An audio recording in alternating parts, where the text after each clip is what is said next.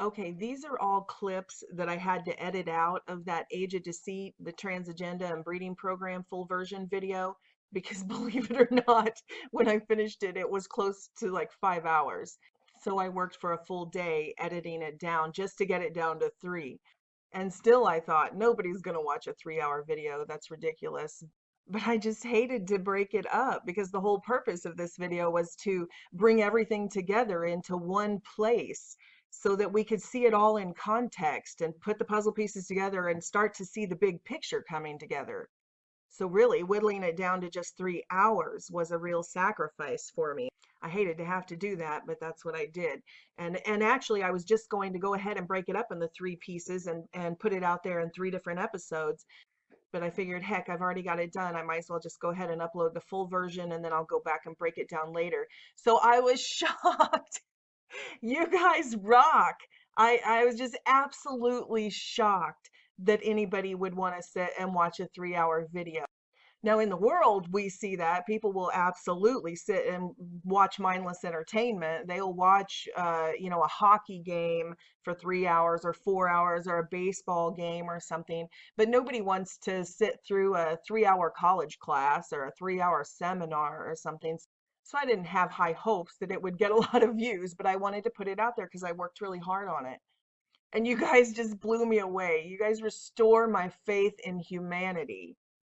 To see the hunger for truth, to see a hunger for knowledge, that you would dedicate 3 hours of your life to sit down and hear me out and go through this information with me.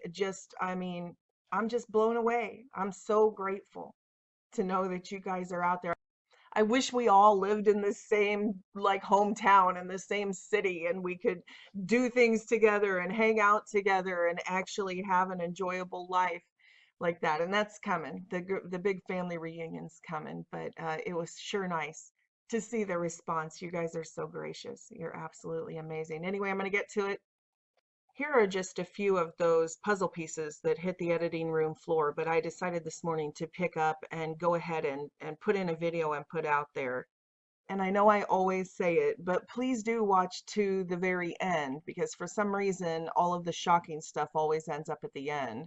But I'm also going to bring it back around and tie it into the very beginning of the last Age of Deceit video where we were talking about all the world is a stage. And for anyone watching this who didn't watch the last video that went up, this might seem a little fringy, but to those of you who watched the Age of Deceit video that just went up yesterday or the day before, then I think these will be useful in making a whole bunch more connections if you take them into context of what we were talking about then. So this is the first thing that I thought was really interesting, but I couldn't leave in. I wanted to talk a little bit more about the hive mind.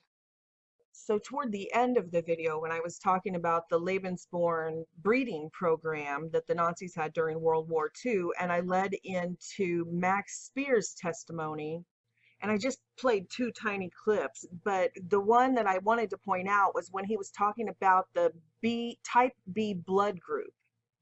And he was talking about how these modern day Nazis in these underground bases, these men in black, as we call them, the shadow government, that one of the things they were researching and working on in their super soldier programs and genetic engineering and cloning was to isolate properties found in the B blood type group of humanity, because that same type of thing was also found in what we call the gray aliens or the synthetic drones. If you haven't watched the other full Age of Deceit, the Trans Agenda breeding program, please do go back and watch it, even if you have to break it up in 30-minute segments and watch it for a week, because I show the actual science behind synthesizing human organs and human tissue and skin and all of that stuff. This is real. I know it sounds fringy, but this is high-tech reality. It's not science fiction anymore. But anyway, these grays are said to have this hive mind, this hive mentality.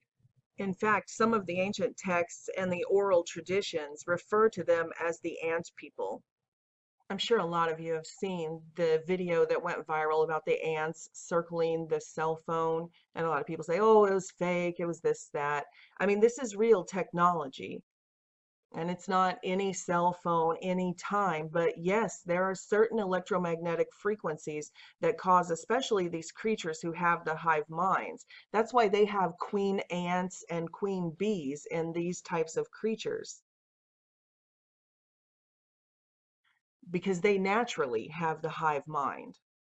Which is why we see that genetic structure also used in these Nephilim creatures they call the aliens, these big-eyed looking ant people and mantis creatures, and the branches of cryptids that they call insectoids. And even the Native Americans, they said that certain tribes of humans were taken underground by, quote, ant people, the ant people in the underworld, and that they stayed there until after the flood, and then they resurfaced on Earth and began to repopulate.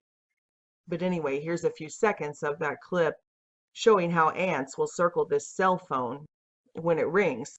So as soon as that electromagnetic frequency starts being emitted from the phone, the ants immediately organize. And of course, every cell phone has a little different frequency signature. That's why all of our cell phones don't ring at the same time.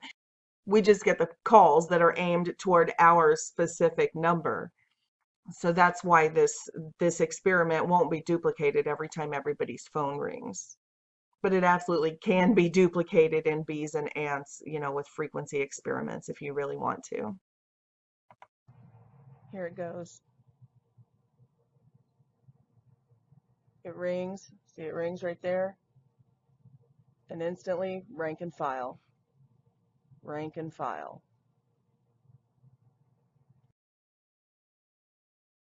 And again, this is interesting technology to make sense of some dreams and visions that I've seen that people have received, and they're like, I don't know exactly what this meant.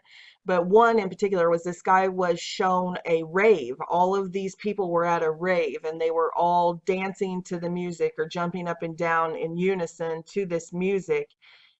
And one guy left the crowd and went up to the microphone and said something, I can't remember what he said, but something into the microphone about them all being under this mind control.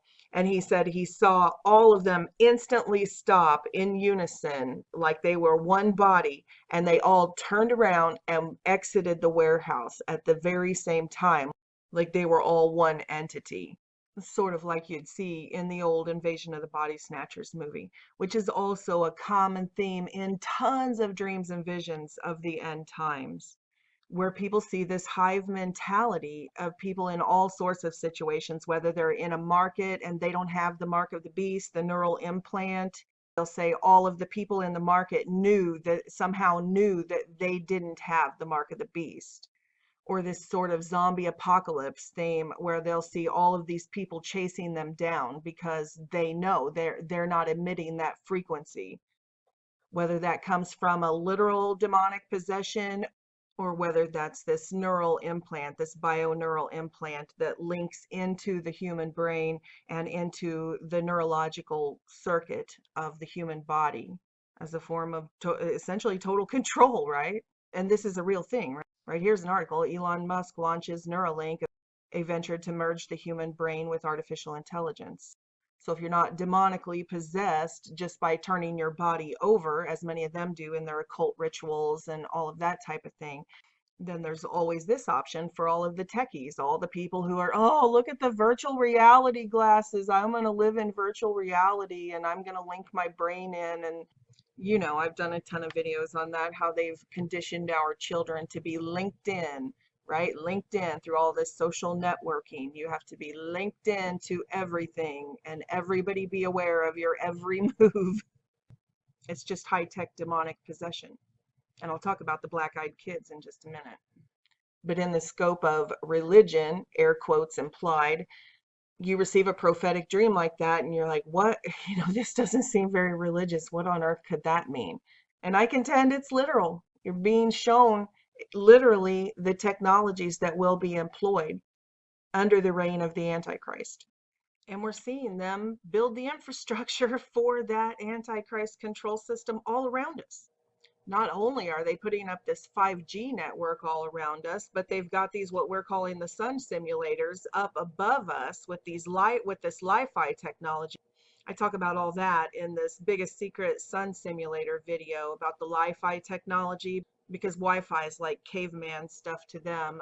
Li-Fi is the new thing. They know that you can send information through light frequencies, and so that's already been deployed above us. And for people, I always get this, oh, if it's a sun simulator, how is it solar powered then if there's no sun? And all the brainwashed mainstreamers, they think they're so smart because they can't think outside of what they've been told. But yeah, solar power is caveman stuff too. This is powered by Tesla technology. There's free energy all around us. Tesla, the same guy who discovered AC, alternating current, that now powers almost every single home in the entire world, he also discovered this free, limitless energy source that's all around us. And that's another video I have coming up about the Tesla Tower. They now have a Tesla Tower up, in Milford, Texas, and you can go on their website and it discusses the technology and stuff. So they're admitting it. That infrastructure is being set up around us as well, but it's already over us in black ops. So they can beam information just like a wireless router, except this is in the skies above us.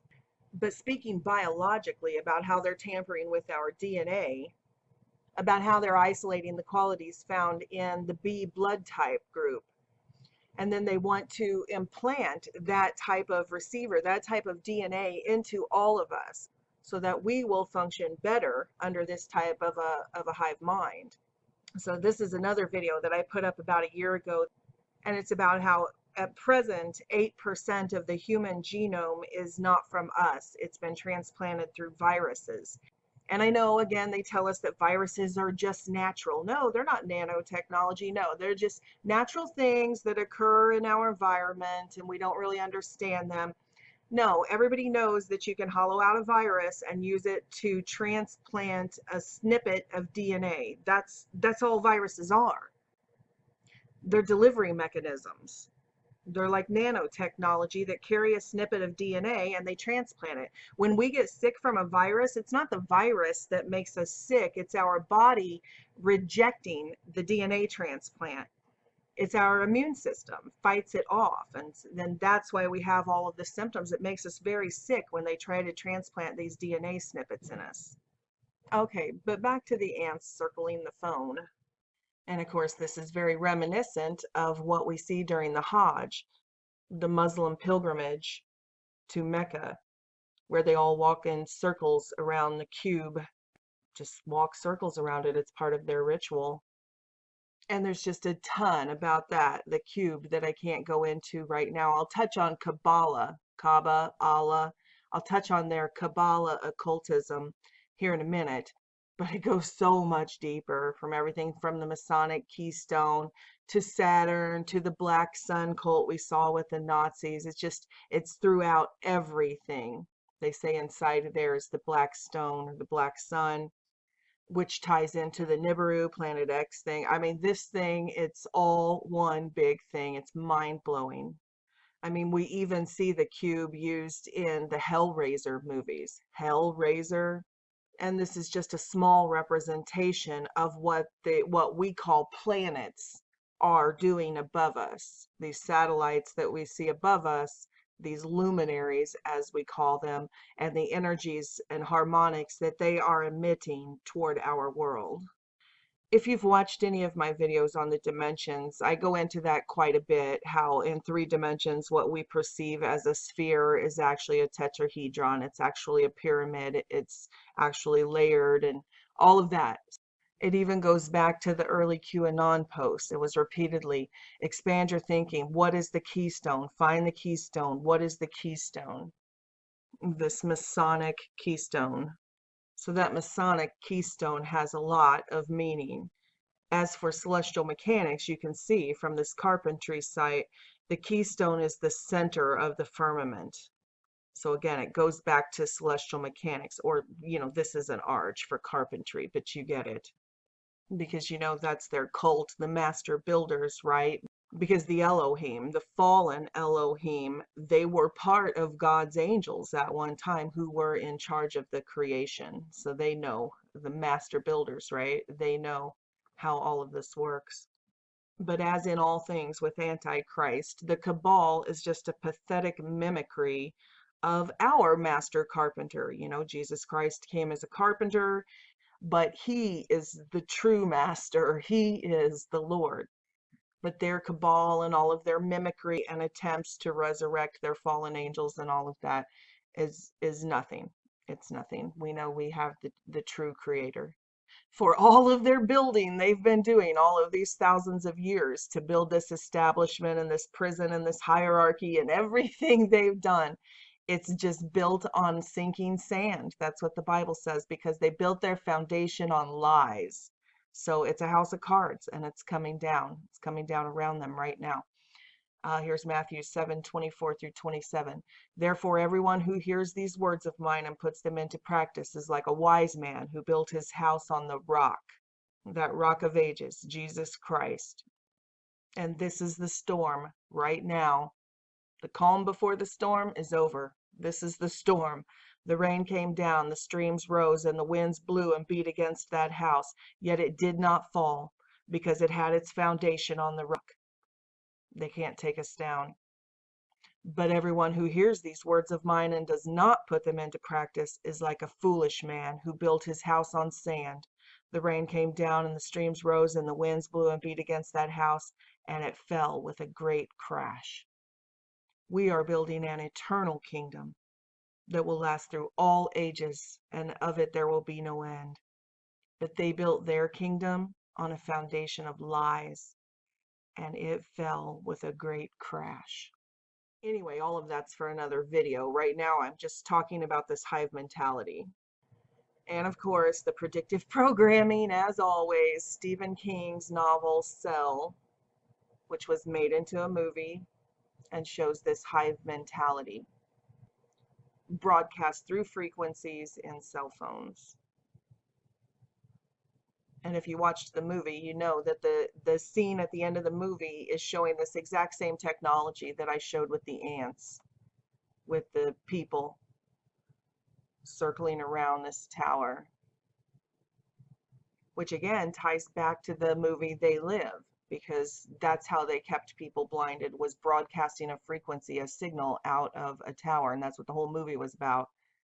They were trying to take out that tower broadcasting that frequency. But the point is, this is real, and these people have been investigating the genetic markers and actually tampering with our DNA to make us more susceptible to these technologies. And I did a video talking a lot about this in the QAnon series called Hold the Phone. And again, it doesn't matter if you like QAnon or hate QAnon or believe in QAnon or disbelieve QAnon. That's completely irrelevant. This is just me presenting my research in that QAnon genre. But anyway, in that video, I show all of the patents for this technology. This is real. It's been patented. And I also show the diagrams from the patents, from the registered patents, showing how not only can they broadcast these frequencies through our cell phones, but through our computer monitors.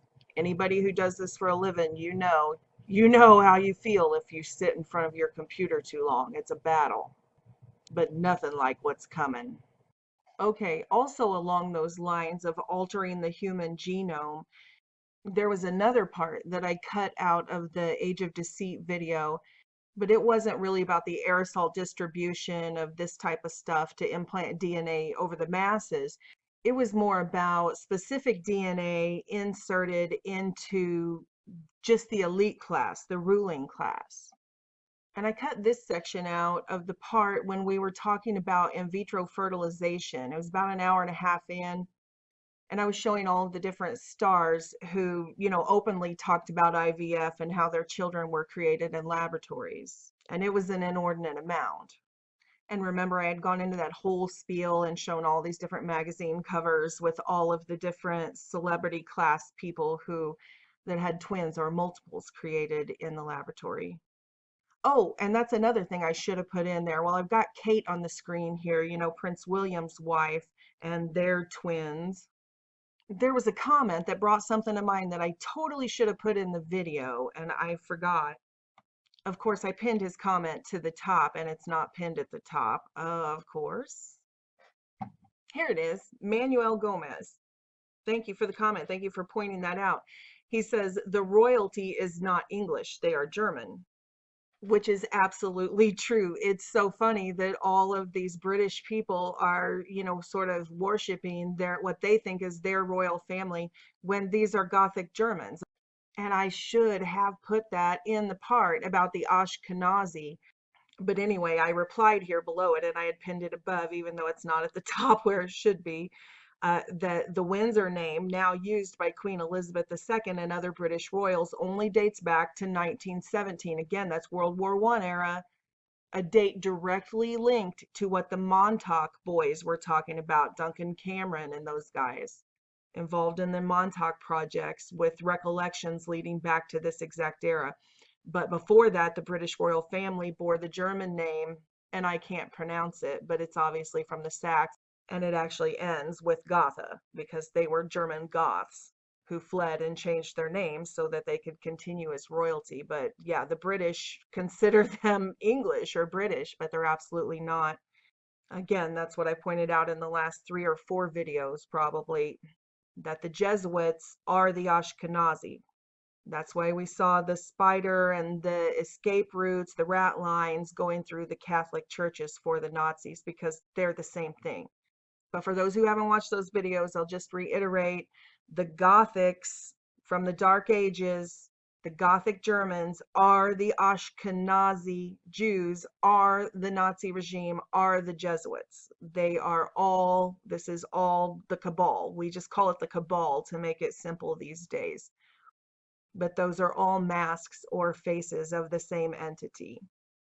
But great catch, yeah, the British royals are actually the German Goths. But back to the twinning or the cloning. The question is, since so many of these children are created through IVF in laboratories, are they implanting any other sort of DNA into these embryos? And we know that the ones that we see publicly, like all these IVF cases that I just put in that last video, that's just what they're showing us publicly. We know that there are mad scientists in underground bases doing all sorts of genetic tampering. You can imagine what they're doing if this is what they're showing us publicly. Here's a clip from a video that I put up 10 or 11 years ago. Yeah, I said 10 or 11 years ago, back when the internet was a baby. Yeah, here you can see the date. It was September 17th of 2008. So I guess it was 10 years and a few months ago. So the quality's not going to be that good. Thing was standard definition and sort of blurry. And we didn't have all of this screenshot software and stuff that we have today. So we did the best we could. But I think you'll get the idea. This is some footage that I captured from a BBC documentary. It was actually just a news broadcast. And they were talking about making these human-animal hybrids. And keep in mind, this was well over 10 years ago, what they were saying to the public. So you can only imagine what they're capable of today and what they've been doing behind closed doors since well before a decade ago. This embryo is part mouse, part cow. In a few months, this Newcastle lab is hoping to create a human-cow hybrid. If that leaves you uneasy, the scientists here understand how you feel.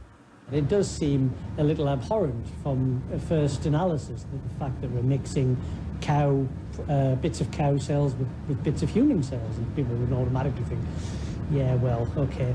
But what you have to understand is that we're actually using very, very little information from the cow in order to do this reprogramming idea. This is highly complex science, the creation of cytoplasmic hybrids, known as cybrid embryos. The starting point is a cow's egg, which is cut open by a laser. The next step is to take a human cell, perhaps from a patient with Parkinson's disease, and inject it into the egg. Now, this is the crucial point at which an embryo is created, because by using an electric shock, the hybrid embryo starts growing. So talking about actual hybrid, humanoid hybrids, that brings me back around to this phenomenon we see that everybody calls reptilian eyes. And I'm not talking about the ones that are just digital artifacts and pixelization and compression errors. And I know, and I believe a lot of those people who make those videos, I don't think they're big hoaxers or clickbait artists or anything like that. I think that when people start to awaken and they see the real stuff, they get excited and they're overzealous. So then every pixelization they see or whatever, they're like, oh, look, I caught one, I caught one. So yeah, I get it. You do have to wade through a tremendous amount of stuff that isn't valid, but that doesn't negate the fact that there is evidence out there, actual captures that I consider very valid. And most of those have nothing to do with the slit eyes that might be light reflections and things like that. These usually have more to do with like the sideways blinking, that there's some sort of membrane that does this sideways blinking and things like that. Things that we actually see in the animal kingdom in other species. Now, see, this is why I wanted to put all of this into one giant 5-hour video, because taken out of context, those reptilian eye things, they seem sort of fringy. But in light of the clip that I just showed you from the BBC, where scientists are saying, but we're taking small amounts of cow DNA and putting it into humans. We're taking small snippets of DNA and making human hybrids. I mean, you just heard it out of their own mouth, out of the scientists' own mouth, that they do that. And then we see these people in the ruling class who appear mostly human, but we're catching them with these traits that, like that eye thing, that is a lizard trait. That is a reptile trait, that they have a second membrane under their eyelids. So I know it seems unimaginable. And when you hear people like Mr. E say things like, these are Nephilim, these aren't people, these are Nephilim hybrids, they're this, that, and the other. He has a great sense of humor, and I love his sense of humor. He totally cracks me up. But I think it's useful to point out that there's science behind this, that it's absolutely very possible to make sense of what we keep seeing. It seems like this crazy conspiracy theory. It actually exactly goes along with the biblical narrative. It goes along with the archaeological records. It goes along with the medical evidence. Like I presented in the very beginning of that Age of Deceit video, where I talked about the hermaphrodites and then all of the other genetic traits, giantism, acromegaly, hypertrichosis, polydactyl, the other traits that we see medically. This is another one. And I know it's hard to accept, but let's just watch some of these clips and you can decide for yourself. And it looks like they must feel it or something, because every time it like accidentally happens when they're on camera, they'll always like put their head down really fast or flick their hair, or they'll close their eyes, or they'll act sort of startled and kind of blink their eyes 3 or 4 times real fast. Like that, you'll see they do that. What are the odds, if these were just camera anomalies, that they would be physically responding to it?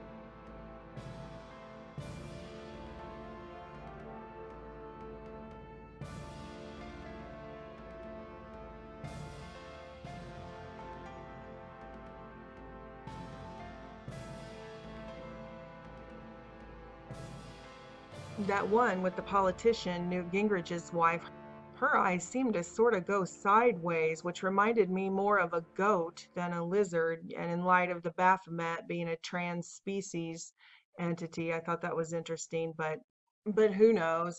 I do believe, I absolutely do believe that they are adding DNA and they are splicing DNA in this breeding program. But this next set of eye anomalies, yeah, it could go either way. It very well could just be straight up demon possession. Because in these clips, there doesn't appear to be a membrane like a typical reptile would have underneath the eyelid. It seems to be that the pupil itself is changing form. When they say the eyes are the window to the soul, I think there's a lot more to that than we take it for. But notice one thing, that these are all the same players, the same people that are on the forefront of this pansexual and transgender and all of this movement. And you'll notice this handful of actors, percentage-wise, out of human population is not that many, but this handful of actors, all of their stuff goes viral. I mean, they even use the word that it's a virus. It goes viral. While all of the algorithms on Google and YouTube and all of the search engines and everything suppress us, we have to struggle to get 10,000 people or 20,000 people to hear our voice as humans. These people who have literally nothing to offer society besides the cult, that's what it is. That's how cultures are created. They have put their cult on top of the tribes of humanity, the 12 tribes of Israel, or the 12 ethnicities of humankind, the Hebrews. And I'll talk about the cult and how it influences all the different ethnicities of humankind here in a minute when I do the Kabbalah section. But for now, I just wanted to point out that this does spread virally, just like an infection. Their culture, their behavior, their satanic behavior, they are spreading virally to all the children of the world. That's why all of a sudden we see all of this sexual perversion and all of it manifesting. It's because it works. They've worked very hard and purposefully to make our children their toys, to convince our children to turn their bodies over to every manner of perversion and abuse and sadomasochism and all of the things we see coming out of Hollywood and the other digital industries, of course, the music industry, and now YouTube. You can go on and see the lots of boys they have on YouTube broadcasting how to put makeup on, boys, and all of this stuff, which I will show you clips in just a minute, is absolutely part of a cult, an ancient cult, which is now being broadcast virally to everyone. And it's always coming from the same handful of actors, the same handful of players. And if you watch to the end of this video, I'll show you some shocking stuff about how small this family remnant, this synagogue of Satan really is. To wield such power as a coven, it's really amazing because there's not as many as you think. That's why we quote unquote mysteriously see these same people reoccurring in all of these news broadcasts with school shootings and all of these different things. But let's look at these clips and then we'll talk about it afterwards.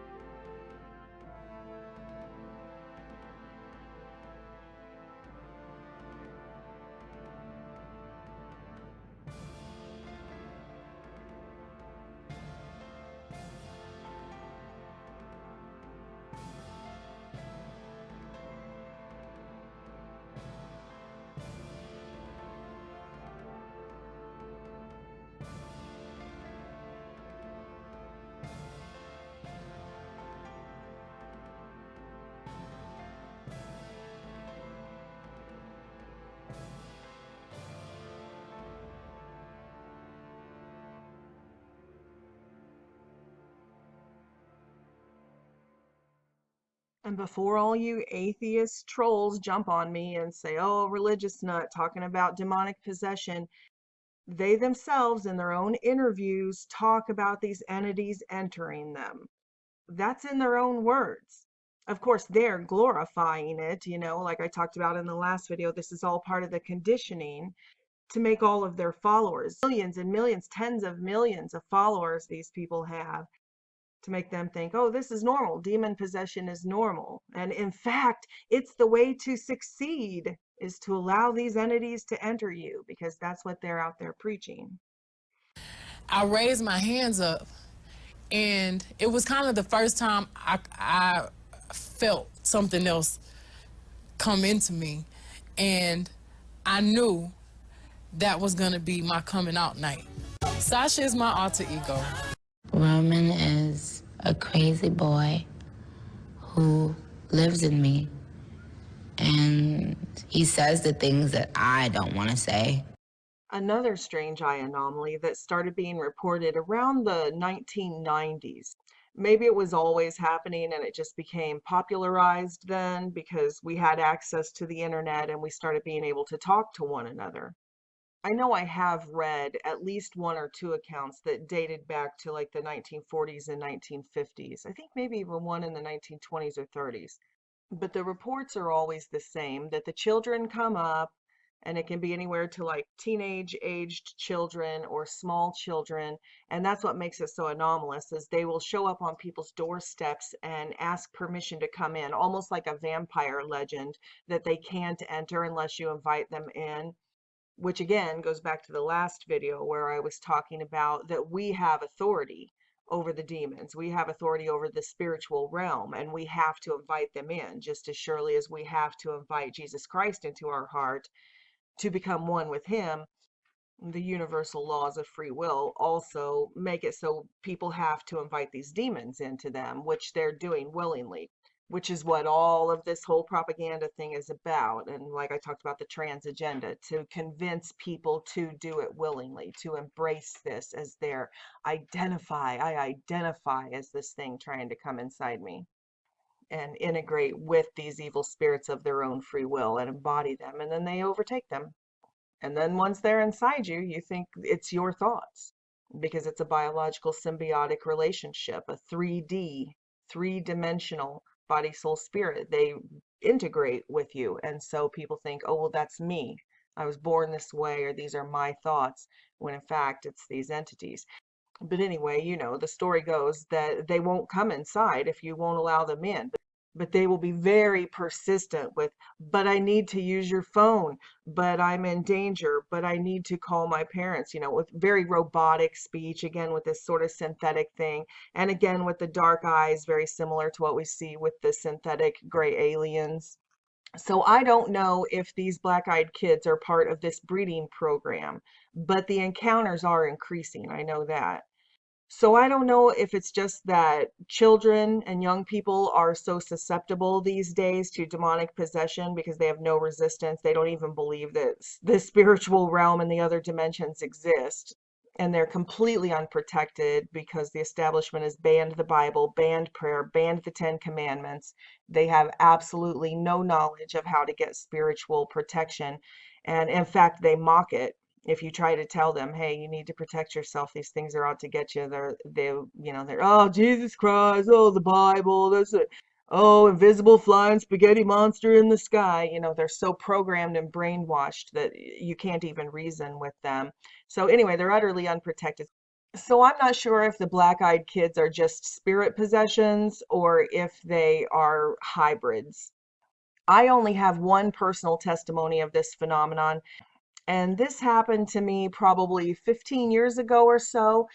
A friend of mine came to me all weirded out and scared and wanted to ask me some questions. She was not saved at all, but she knew that I was, and I had a youth ministry at that time. And so she actually came with her teenage sons and pulled me aside to ask me some questions. And she told me this story about encountering a black-eyed person, and it wasn't a child with her, it was a grown man. She was in a bar and drinking, and she met this man and they were trying to hook up. They were talking about going home together or whatever, total stranger. And she said he turned around to get a cigarette out of his pack and light it. And when he turned back to her, she said his eyes were completely black, like this, no white in the eyes at all. And but he was still talking, like trying to make arrangements to take her home and stuff. And she said that she felt, not just because of the black eyes, which would have been enough, but she felt this terror and evil sort of emanating from him as he was talking completely normally. So she grabbed her purse and excused herself to the bathroom really quick and went out the back door. And she said that was the last she saw of him. But she said she's never forgotten it, and it really shook her up. And she wanted to ask me if I knew anything about that. And at the time, that was before this subject was really popularized, so I really knew very little about it. But to me, it clearly sounded like demonic possession. And because of her lifestyle, these things followed her. Her children told me the same stories in the youth group about they'd be standing in the mirror brushing their teeth, and they'd look up in the mirror and there'd be like a black hooded figure standing behind them in the mirror just for a glimpse, and then it would disappear, and shadows moving around their rooms at night. And I think they were both of the boys, one of the boys for sure, but I think both of the boys were homosexual and very ill, stricken with all sorts of illnesses. I mean, they were really plagued. They had opened up every single portal you can imagine into their homes and into their bodies, and invited every sort of, evil spirit, and took part in every sort of sin. And they were just open vessels to these evil spirits. That was their lifestyle. So in that context, I don't necessarily think that these things are all part of the breeding program. I believe some of them are, but I also believe that you can see changes in the eyes from spiritual possession. And like I said, I saw it with my ex. He had the most beautiful blue-green eyes with just a hint of hazel sometimes. And when this thing happened, when he gave himself over to this homosexual lifestyle and abandoned his child and family and everything, his eyes went, when he started posting pictures of himself on the gay websites and soliciting sex online and all of that. I couldn't believe the pictures. It didn't even look like him. I mean, he had the darkest, almost black brown eyes his eye color physically changed. It was unbelievable. I saved the pictures in case I ever have to prove it. I'm obviously not going to show you his picture and tell you his name. But yeah, his eye color physically changed. Went much darker when he surrendered his life to the service of that spirit and left to become a homosexual and all of that. His eye color changed. And in my opinion, I think a lot of these people know that their eyes change the further they get into the occult and the deeper they get initiated into every level of the hierarchy, because you'll notice it's very common. Like, here's cult leader Jim Jones. Amongst cult leaders, you'll always see the longer they're in it, the deeper they get into it, they'll start wearing dark glasses and then completely blackout glasses indoors. You'll see it all the time.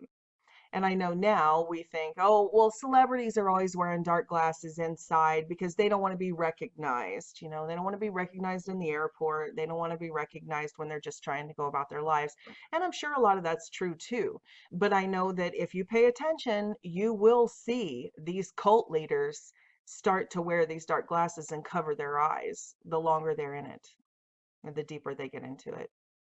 And there's always a sexual perversion aspect. When you get into it, after it's finally blown open, you'll see that it wasn't just about scamming people out of money. It'll be like Jim Jones. He was having all of this sex with all of these different men and women and orgies and all sorts of stuff, making them come back in his office and do all sorts of things.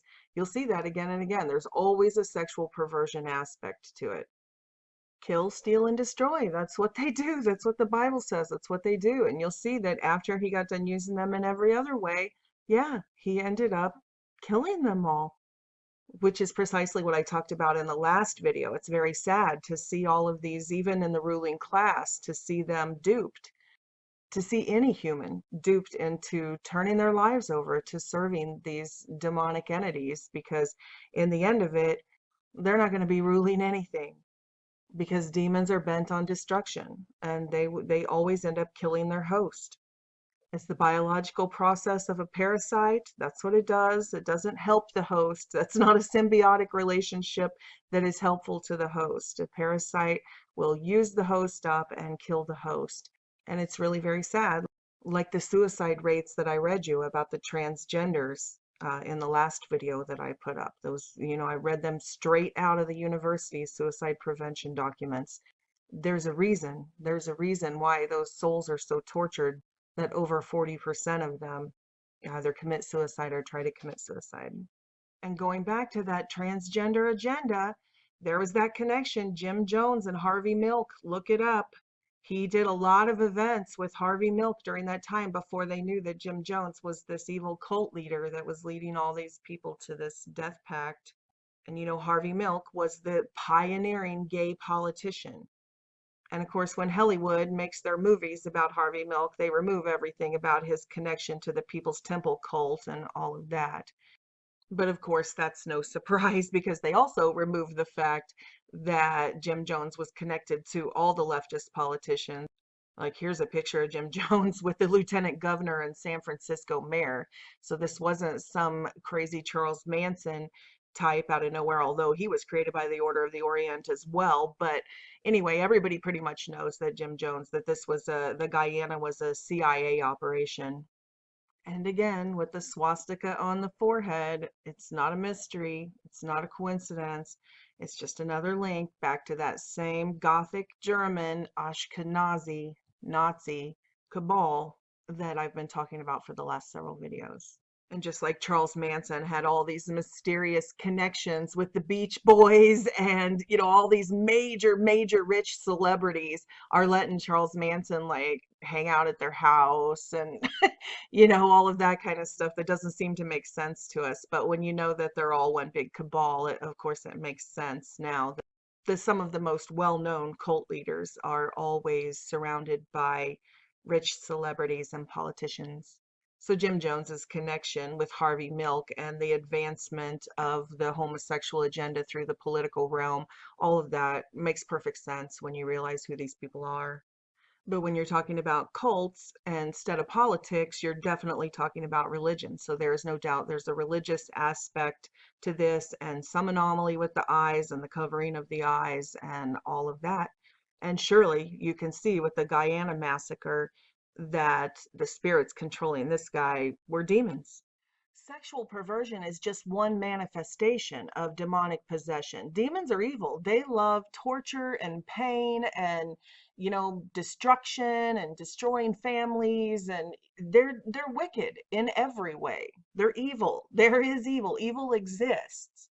So if you look into these people who are promoting sexual perversion and who are abusing their own children and transitioning them before they can make decisions for themselves and all of this type of thing, you'll see these other evidences in their lives.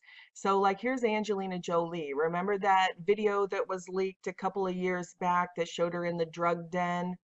And a lot of people claimed that it was evidence of these Illuminati rituals and all of the satanic ritual abuse that goes on in these families. Now, I've watched the video in its entirety, and I can't say that it says that, but I can at least say that it proves what we're talking about here, that they show many of these traits if you knew what they did behind closed doors.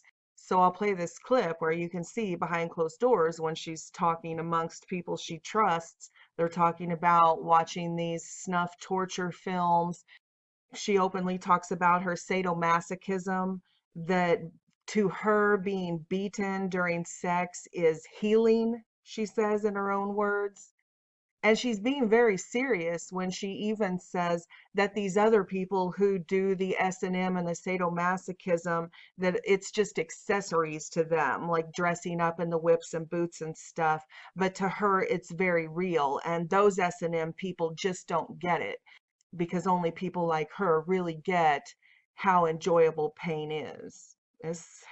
Here she is in her own words. It's like a lot of people misunderstand gay with S&M and they think it's super, and I have to like explain to people how, like, where it's more like you're tied down because you need to like be able to like have somebody hold you down and be able to heal once you're being linked or something. It's like it comes from that real place of like people or like darker, like that kind of, you know, but it's a great thing to be able to like see everybody's sexual, like just sexuality or be able to heal once you're being linked or something. It's like it comes from that real place of like, you know, as opposed to being accessories or something. So the point is, again, this is real. I don't take it lightly. I don't go around just slandering people and, oh, I don't like them because they're a celebrity and they're rich, and so I'm not going to like them. No, that's not it at all. Like I do in all of my videos, all I'm doing is laying out the evidence of them in their own words, from their own articles, from their own foundations, from their own political speeches, from their own movies. I am showing you how they, in their own words, admit that they are desperately wicked. They're the antithesis of love and peace and Jesus Christ. They get pleasure from pain. There is a ruling class of people amongst us who enjoy inflicting pain on others, namely us, but also on themselves. I know it's hard to believe, it really is, especially that it could grow to this size, but there is a cult.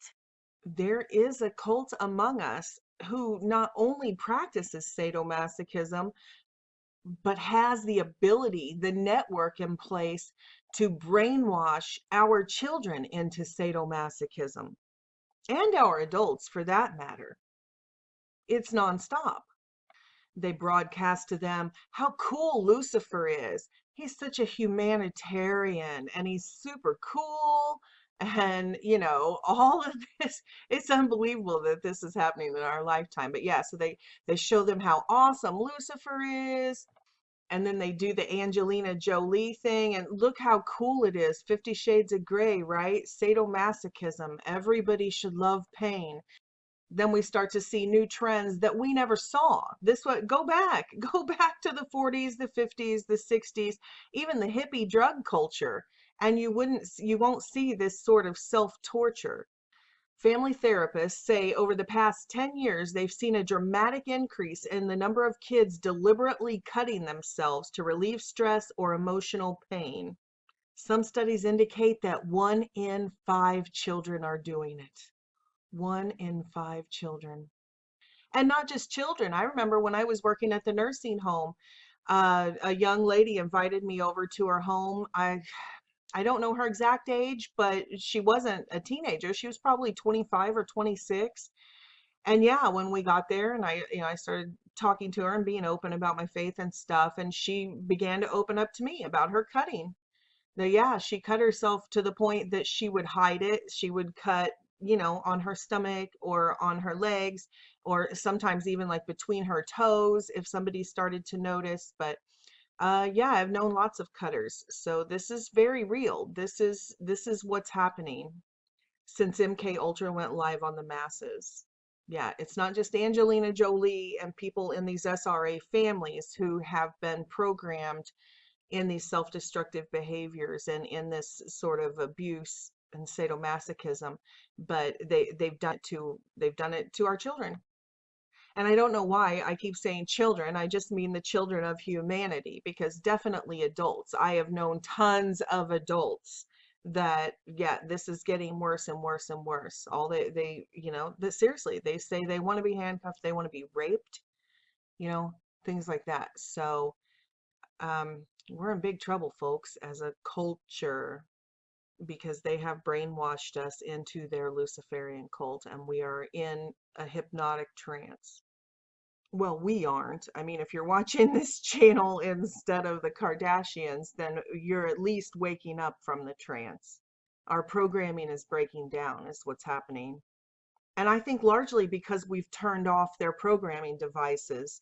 I bet if we did a study, I have no way to, you know, out of the 100 and some thousand subscribers, if I could get every single one to take a survey, I think the statistics would be staggering of how many of us turned off our cable, turned off our television, quit going to movies, quit going to Hollywood movies. And I think that's when our programming started to break down. I know that I was saved and filled with the Holy Spirit before my programming completely started to break down and the veil was lifted from my eyes and I could see. But it took the Holy Spirit leading me and guiding me into all truth. It took the Holy Spirit leading me to that step where I felt the Lord said, turn it off. You have to turn that off. It has subliminal messages in it. It has all of this stuff in it. And it was at that point, really, when I actually shut my TV off and I quit watching Hollywood movies. That was before all of the digital music, but I got rid of all of my mainstream music. So it's not just about what they're doing to us consciously, it's the frequencies that they have programmed into the music.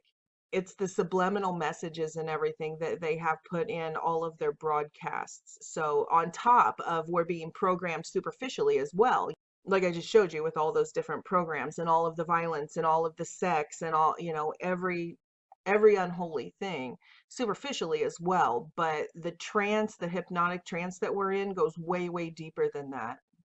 And I wish there was a way I could take a survey, because I guarantee a lot of you have the same exact story, that you turned off your TV or you quit watching TV and Netflix, and then all of a sudden you were able to see, like you could start to see this stuff around you and everything started to make sense. We know that the mind is capable of extraordinary things, supernatural things that they don't want us to know about. One story that comes to mind is from the holographic universe, the paranormal abilities of the mind and unsolved riddles of the brain and body. And one of the stories that he tells is about this hypnotist, magician, if you will. Now, true story. So the hypnotist, you know, in a party favor type scene, he hypnotizes this guy and tells him, puts the programming in to tell him that his daughter's invisible. So then as they move forward in the performance and everything, the guy cannot see his daughter. He cannot see his daughter even though she's standing right in front of him. So then to prove to the other people in the party that this is real, that he's not just pretending not to see his daughter, he took a watch with a particular inscription on it and put it behind the back of the gentleman's daughter, and then had the guy read the watch inscription through his daughter. And he could not see his daughter, but he did see the watch. And that would be obviously physically impossible with your eyes. But these are the abilities that we have. Psalms 82:6, God says, I have said, you are gods, you are sons of the Most High. So it's not really a riddle that the human mind is capable of this type of thing. It just doesn't make sense, because they won't tell us that we have any power at all other than being their labor force, their slave race. But the point I really wanted to make for this segment by saying that is the power of programming. This is why we couldn't see these things. Another magic trick they use is this 100th monkey effect, because there is a transmorphic field, like a 52 frequency transmorphic field. I have a couple of different theories about that number. I guess it depends on how many overlaid dimensions or octaves there are, or we are perceiving. But anyway, or I guess we don't have to perceive them for them to affect us subconsciously. But anyway, the point is, there is this transmorphic field, and when we release thought into it, that has an effect on every other creature in our matrix, in our field, in our dimension. It's like the butterfly effect.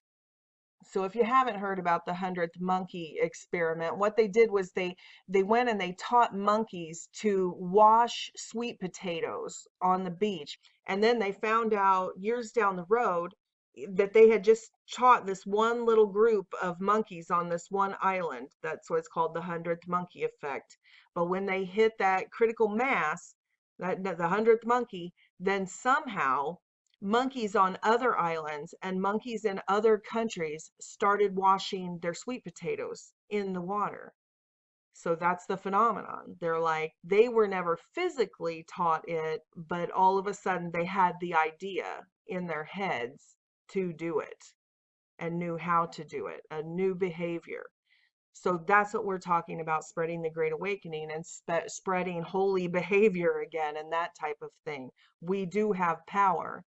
It's the same theory that the Cabal used by flooding through mass media and Hollywood and everything, all of these filthy behaviors and filthy perverse ideas and violence and war and hatred and division, all of that stuff that they programmed into our minds to hit critical mass and flip culture into the darkness. Now it's happening on our side. The Great Awakening is happening. And the more of us that right here acknowledge the new idea, the more of us who acknowledge the new idea, the more of them who can and will. I know a lot of people always say, well, what can I do? I try to talk to my family and nobody will listen. What you can do is continue to learn and continue to pray. And thoughts are prayers. So when you meditate on the truth and the word of God, that is energy that is going into this transmorphic field. So the more we learn and study and concentrate on this stuff, the more in the mass consciousness of humanity, the more people will be able to receive this idea. The more people will receive the idea, even though they don't know where from. But before I move on, I just want to reiterate that this is a cult. This is a religion. This is the red Kabbalah yarn, the red Kabbalah string that you're supposed to tie around your wrist when you go through these initiations into the craft, into this witchcraft called Kabbalah. And I mean, what are the odds that every single celebrity would be in the same church? I mean, that's crazy. For people to deny that this is not an organized religion amongst because you don't see them all sitting in a church building together somewhere where you can walk in and see them all, the whole coven there together. But they're together somewhere because look at these. Look at this. Is all Kabbalah strings, no matter who it is. All of the most famous pop artists, all of the A-list actresses and actors, politicians, everybody, even these people who you don't even know why they're famous, but for some reason they're always on TV. If you can't see it, it is outright cognitive dissonance. It is outright denial. You're just simply in denial. And I'm sorry about that, but I'm showing you right in front of your face. Whether it's Michael Jackson or Ashton Kutcher or Jessica Alba or Gwyneth Paltrow, I mean, Madonna, just everybody. Britney Spears, what's that gal's name? Ben Affleck's wife. That guy has always made me feel weird. You got the Rolling Stones, got the pansexual Disney girl there. I mean, it's exactly Demi Moore. Look, they're even tying it on their babies. Ugh. So you can see all of these stars, whether it's Charlize Theron, who's raising her son as a girl, making him dress like a girl and everything, even though he's only 6 or 7 years old, or it's just everybody else we see in the celebrity class. They all do it. So you can see Madonna, always, of course, she was pretty open about her Kabbalah occult teachings, but she's always wearing her string. You know, all the actresses, and Michael Jackson, you know, the king of pop, right? Yeah, there he is. Even though a lot of the Jackson brothers claim to follow Islam, there's Michael Jackson with his red Kabbalah string on. Beyonce, I mean, it's politicians, actors, singers, all, you know, our celebrities, the ones who consider themselves the ruling class. So my point is, it's a cult.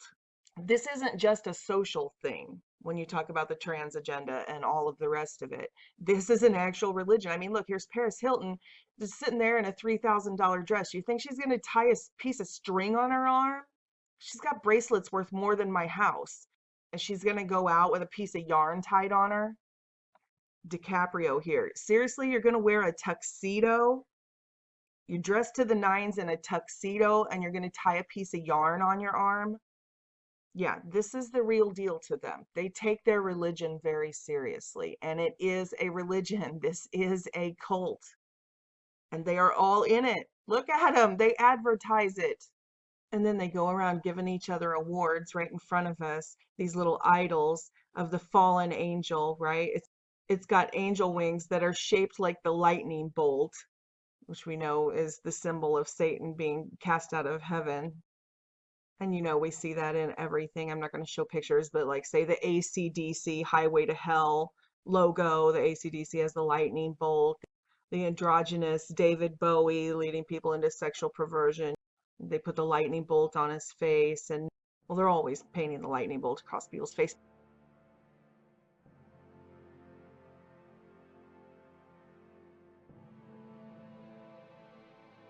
Or they'll put it on their jewelry in movies, or they'll tattoo it all over their body.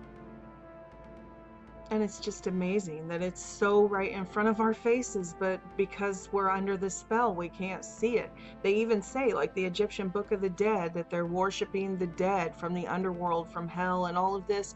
And then they'll have bands that they'll outright name the Grateful Dead with the lightning bolt.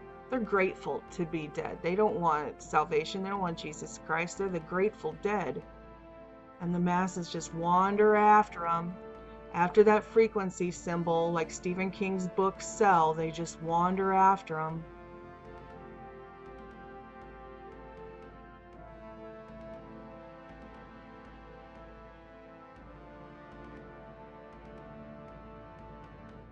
They blatantly tell you right to your face, Antichrist, Devil's Children, with the lightning bolt, AC/DC. They name their songs and sing right to our face, we're on the highway to hell. And they wear devil horns on the cover of their albums. They even put the flames and the Illuminati pyramid here, right on the highway to hell. And people are just enchanted. They're under the frequency enchantment of the music. I honestly talked to, and this is a family member who is a Christian, and I believe that they know Jesus Christ. But I was talking to him about back when we were kids, and how they liked AC/DC so much when they were in high school. And they told me, well, I still like AC/DC. And I said, well, how can you worship AC/DC and sing hymns to Satan saying you're on the highway to hell? And they just looked at me like, huh? It's mind-boggling. I mean, it's not mind-boggling, it's science, and it's hypnotism, and it's mysticism and all of that. But the one thing it's not is hidden. It's not hidden. It's in plain sight. They are saying, we're the devil's children. Come worship with us and sing, we're on the highway to hell. And everybody just does it. And then you tell them, you're worshiping demons. And they're like, what? You religious nut. But anyway, they give each other these statues, these little idols right in front of us with the image of the fallen angel with the lightning bolt wings, holding up this exact thing that I've shown you guys in like a dozen videos this past year. The real model of celestial mechanics, which is essentially the same as the atomic structure of protons, neutrons, electrons, nucleus, all of that. But anyway, yeah, you can see the celestial bodies, the luminaries up here and stuff. Oh, and it gets better. Of course, the Emmy Awards are from the National Academy of Television Arts and Sciences, right? And we all know how the cult or the cabal or Satanists, they invert everything. Everything's upside down and backwards. So like Harpo Studios, Oprah Winfrey's Harpo Studios, Harpo is just Oprah spelled backwards. And the OWN network is NWO, New World Order. That's where she broadcasts Super Soul Sunday and all of their occult theology and mysticism and New Age stuff. But anyway, anybody who studied this knows that that's their shtick. That's what they do. They do everything backwards and inverted. So what's the NATAS, right? The National Academy of Television Arts and Sciences. NATAS backwards is SATAN, Satan. It's the Satan Awards presented by Satan. The Emmy Awards presented by Satan. It is just unbelievable. And so profoundly sad for the children who come up through these satanic bloodlines and rituals, but also for all of our children who have been brainwashed by this cult and led astray to follow idols and to emulate the self-destructive behaviors of Satanism. It's just heart-wrenching to see our children so blinded and under the enchantment of these people. Just mind-boggling that they can see if a cult like, say, Heaven's Gate, that remember the Heaven's Gate UFO cult, if they teach androgyny and castration, then that's, oh my, it's the worst thing they could ever, oh, it's a crazy cult. But when these people castrate their children publicly and teach androgyny and You know, all the gender confusion stuff they're pushing. That's okay. If the celebrities say it must be true, right? If the ruling class tells you to do it, you have to do it. But if the Heaven's Gate UFO cult says the exact same thing, then they're crazy. The irony, the hypocrisy. Remember the Heaven's Gate cult? That's exactly what they taught, was this androgyny. All the women were supposed to shave their heads and become, because that was the ascended way. That's what made you higher than the regular people. To be more like the gods, you had to become androgynous. So the males were to castrate themselves and start transitioning, and the women were to shave their heads and start to look like men. So this stuff that the elitist cults are teaching the masses is nothing new. This has been in cults for a long time. But we don't just see these types of cults in the West. These cults are worldwide. Now remember in the last video when I mentioned the Hygeras from India, and these are these transvestites and transsexuals who do it to worship the god of destruction, this god of bisexuality and transgender and duality, androgyny, both in one, that same, that same thing. But anyway, they openly say they're doing it to serve a pagan god, and sexual energy is transformed into sacred powers. That's what they believe. So I mentioned this in the last video, but this is where I cut the stuff out, where I want to show that this goes worldwide, that this is everywhere. It's like the Masonic lodges, how they put one all the way down the spectrum into like every small town. You can't even go to a town that has like less than 1,000 people without finding that they've got their hand there, and they have built a lodge there, a secret society there. So I just want to show that this transgender, bisexual, worship of the demons is worldwide.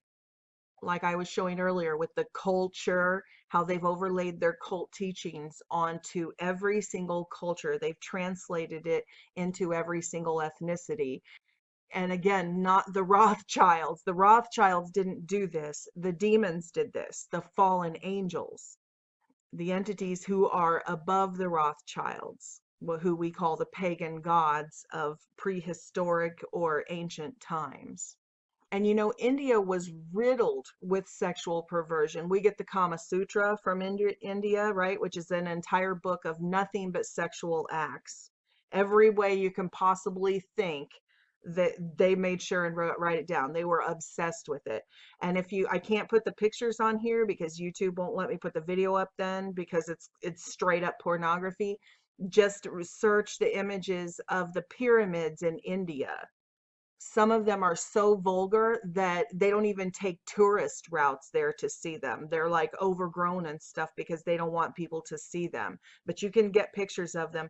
And every single image around the pyramids, around the temples, are every sort of sexual perversion you can imagine.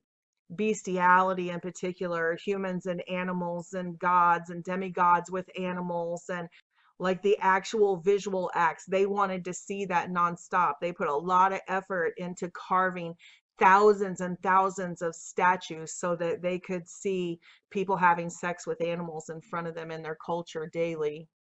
And not just bestiality, tons of homosexuality and orgies. And that was a culture that has an archaeological record of a tremendous amount of sexual perversion offered to their demon worship.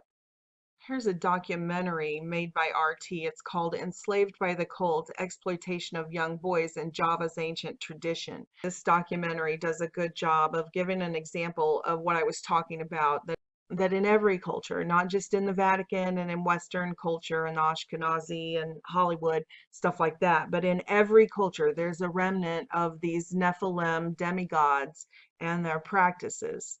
So their priests are called warlocks. Sounds a lot like warlocks, huh? These warlocks do not have sex with women because they say it steals their energy.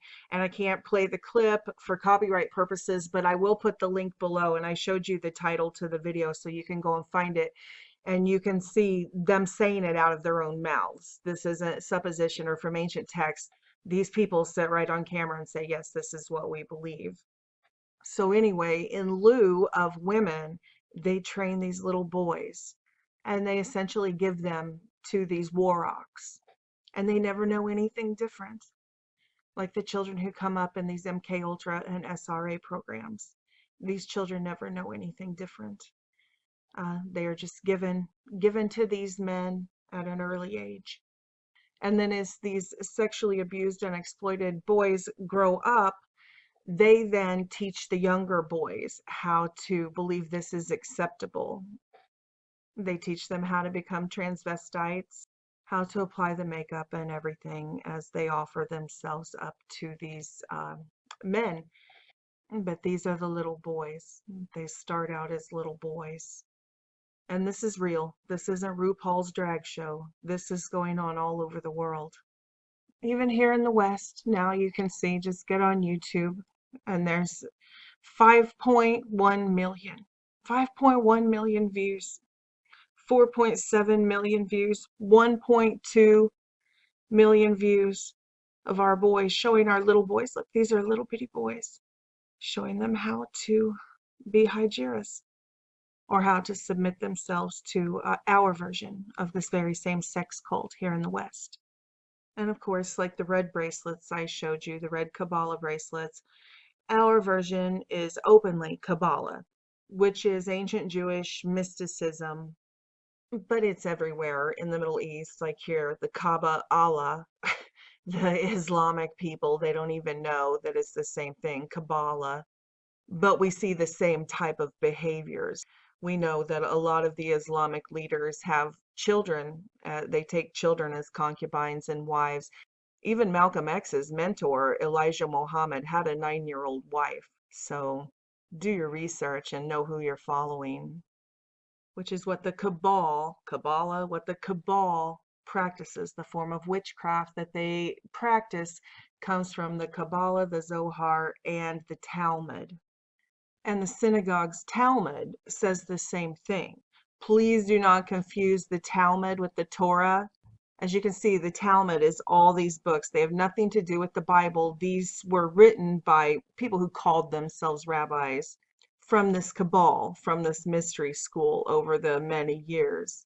And then they put them in this library and they call it the Talmud. That is not the Torah. The Torah is the 5 books of Moses. You know, Moses is of our forefathers, the humans, the Hebrews, not the synagogue of Satan. So again, I'm not making this up just to like demonize them and say, oh, I don't like them, so they're all demonic. No, I'm just quoting what the Bible says, what the records of world history say. And Jesus Christ himself called them the synagogue of Satan. So in addition to the verse that I always quote that says they claim to be Jews, but they are not, they are liars, they are the synagogue of Satan, there are tons of other verses, and not just that initial one back in the Old Testament, Genesis 6, the popular one that speaks openly about them mating with human women and creating these demon spawn, Nephilim, Raphaim races. But here's John 8:44 in the New Testament. The Messiah states openly that these bloodlines descend from Hasatan, the evil, the corporate body of fallen Elohim that served Lucifer. But they've been through the sifting process now, and all of the glory has been stripped from them. All the life has been stripped from them. All of the light has been stripped from them and gathered together and redeemed through Jesus Christ. So all that's left now, there is no Lucifer. That name has been erased, because in the Bible, names are definition. You'll notice even when people got saved, their names changed. So all the way back to the Old Testament, it said, and he was born such and such, and he was named because, and they give the definition of his name. So anyway, Lucifer does not exist anymore. His glory has been taken from him, and everything redeemable, every redeeming quality has been resurrected and redeemed through Jesus Christ. And now what we have left, it says, is a waste product. The Bible says out of all of the fallen Elohim, the only ones left serving Satan are the corporate bodies of death and Hades. So that's what Satan is comprised of now, not light, not anymore. So these Masonic lodges and bloodlines who think they're worshiping Lucifer, they're just delusional. There is no Lucifer. They're worshiping Satan. That's all that's left. Anyway, in John 8:44, Christ says it openly. He says, "You belong to your father, the devil, and you want to carry out your father's desires. He was a murderer from the beginning, not holding to the truth, for there is no truth in him. When he lies, he speaks his native language, for he is a liar and the father of lies." And that is why this is the age of deceit, because the ruling class simply speak their native language. They are liars and they descend from the father of lies. He was a murderer from the beginning, not holding to the truth.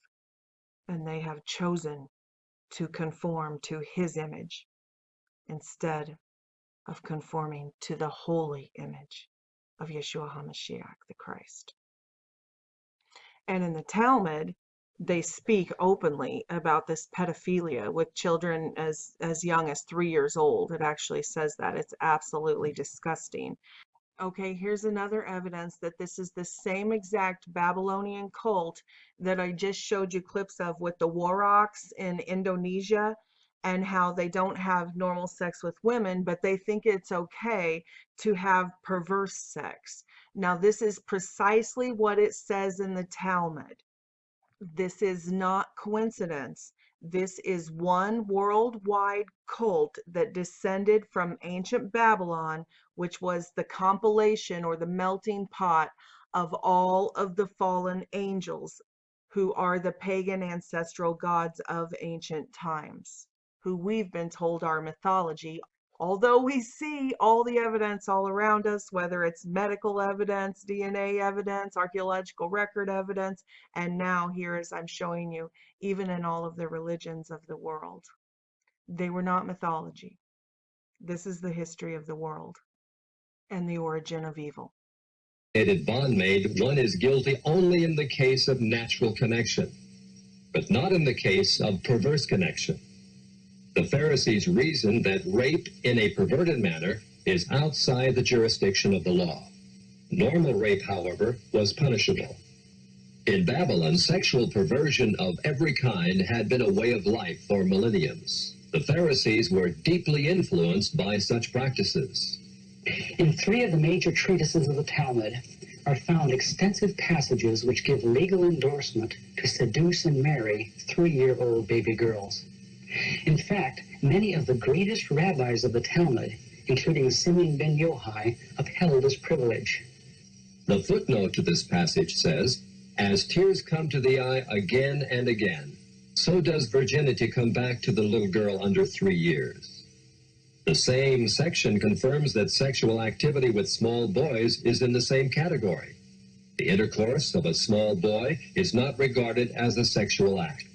When the church split and half of us went on as Judeo-Christians into holiness, that synagogue of Satan also continued on in their ways of murder and the ways of Babylon and all of that stuff.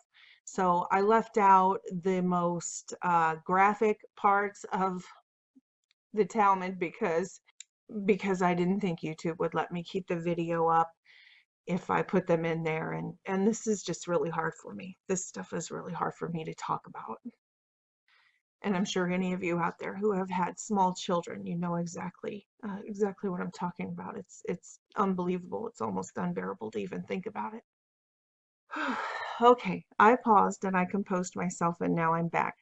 Now, like I've said ad nauseum in all of my videos, especially this last series, that the Ashkenazi Jews, the Khazaria Mafia, the Jesuits are all the same thing. And that's why we see the Vatican hierarchy all wearing the Jewish yarmulkes. And that's why we see the endless thousands upon thousands upon thousands of prosecutions for pedophilia within the Catholic Church hierarchy. And that's why they cover it up. That's why there's so many cover-ups. Because behind closed doors, this doctrine that comes down from the Babylonian mystery schools through the Jewish Talmud and all of that, it's sanctioned. They don't believe that it's wrong. So in the laws of the land, the laws of these humans in all of these different countries catch them when they're trying to superimpose their cult, their culture on top of every nation in the world. And they get caught doing these things. Their answer to that is just to try to cover it up, or to move the priests to another parish where they're not known and things like that, instead of turning them over to the authorities. The sad part is now the authorities in most nations have been infiltrated and are from this same cabal. So the cover-ups, even if you do contact the police, you'll see that the police forces and the judges and the politicians are largely in on it. Not all, but you know the infiltration is thick. And that's why we see, just like with the Warrocks, that they won't condone sex with women, but they will condone perverse sex. We see in the Catholic Church that the priests take a vow of celibacy, what they consider celibacy, and they don't have sex with women. But like the article I showed in the last video, the first half of this Age of Deceit, that they just got busted this summer for large homosexual drug-fueled orgies in the apartments of these Catholic hierarchies and stuff. So it's not just pedophilia. In fact, like this article talks about, that a lot of what we are calling pedophilia are these priests grooming young men who are of the age of 18 or older for sodomy, because they don't see that as breaking their vow of celibacy. Like I just read you the texts, and there they are in their yarmulkes. And you know, in the last video, I talked about that directly and gave the Bible verses, like in First Kings. And you know, the book of Kings, that's exactly what it was. It was the book of the kings of the nations back then. The Bible is a history book. But anyway, it goes into length about these temple prostitutes, exactly what I was just talking about in the Talmud and in the Vatican Jesuit hierarchy, that they kept, that's what these royal families did. They kept sodomites, which were temple prostitutes who were transvestites, that they made dress up as the opposite sex so that they could do all of these perverse acts with them. I mean, you can read about it. That was the story of Jezebel, how she brought the sexual perversion back into the temples and all of this. Same thing we're going through all over again. But there's no denying what it's talking about. I know a lot of people think there was just like the one story of Sodom and Gomorrah that was destroyed for this type of thing. But no, this was something that was battled throughout all of ancient history. And the humans weren't allowed to do it, but the Nephilim races, the pagan gods, they did do it. They made all of their dynasties practice this, because they were all embodied by those spirits, by those demonic spirits. And that's what they enjoyed, every form of wickedness. But anyway, here in the book of the royals, 1 Kings 14:24, and there were also sodomites in the land, and they did according to all the abominations of the nations which the Lord had cast out before the children of Israel. And then Deuteronomy 22:5, which was about the cross-dressing, the actual transvestites in that day, and all the makeup and the stuff that we see again today now as they resurrect the kingdom of Antichrist on earth. Deuteronomy 22:5, the women shall not wear that which pertaineth unto a man, neither shall a man put on a woman's clothing, for all that do so are an abomination unto the Lord thy God. So the point is, this is nothing new. In fact, we can trace all of this transvestite culture, as well as castrating choir boys and all sorts of stuff, all the way through the Vatican history. And yes, they do a pretty good job of covering it up. But here is a female pope. Her name was Pope Joan, or they called her Johannes, obviously. But this is a woodcut from 1473 showing how she was exposed, because he, the Pope Johannes, he was in a procession walking when he went into labor. And this is the woodcut of him, Johannes, Pope Johannes, who now is known as Pope Joan, who gave birth, went into labor and gave birth in front of all the people. And that's how he was exposed as being a woman, and was eventually put to death, in fact. And you can see the hierarchy with the double cross. I've done videos on that before. That's where we get the double cross, the word double cross. When you double cross somebody, you pretend to be something that you're not. Like you pretend to be Christians when you're actually the synagogue of Satan. Or you pretend to be a male pope and you're actually a woman. The double cross. But anyway, you will have to do quite a bit of digging to find all of the artwork and the records and the statues of Pope Joan and stuff that still remain, because they did try to destroy the most of it, but you can still find these. And there weren't just deceptive transvestites masquerading around in that culture. They also castrated prepubescent boys to make performers out of them. And this was right up till like 100 years ago. It wasn't outlawed till what, 1870 or 1903, something like that? Again, this is not a conspiracy theory. This is a fact. In fact, it's common knowledge. Look it up, castrato, or I think the plural of that is castrati. And castrati were known throughout all of world history, especially in the Catholic Church. The choir boys would be castrated prepubescent to freeze them into that state of prepubescence, that voice range, that soprano voice range, so that when they performed for the ruling class in these operas and stuff, they had an unbelievable, unrivaled range, a vocal range that was so much higher than, you know, a falsetto like upper register, that was so much higher than any normal human could reach. And that was because they were castrated, the performers. This is real. I know it's unbelievable, but this transgenderism and the castration and all of it has come through these bloodlines from ancient times. I mean, just go down to the history, dating all the way back to ancient Sumer. In a Western context, eunuch singers have known to existed as early as the Byzantine Empire. If you're going through primary documents, this might be helpful. Castrati were rarely referred to as such. In the 18th century, the euphemism musico or musici were more generally used, although it usually carried a derogatory implication. Another synonym was everato, literally meaning emasculated eunuch, was a more general term since. Historically, many eunuchs were castrated after puberty, and thus the castration had no impact on their voices. And that is corroborated by the Holy Bible. There's just limitless verses about the eunuchs in the courts of these royalty and the kings and kings courts. Even remember Esther, in the book of Esther, it says that the eunuchs tended to all of the women who were vying to be the queen, preparing them and helping them with their clothes, similar to what they've given us as our fashion designers.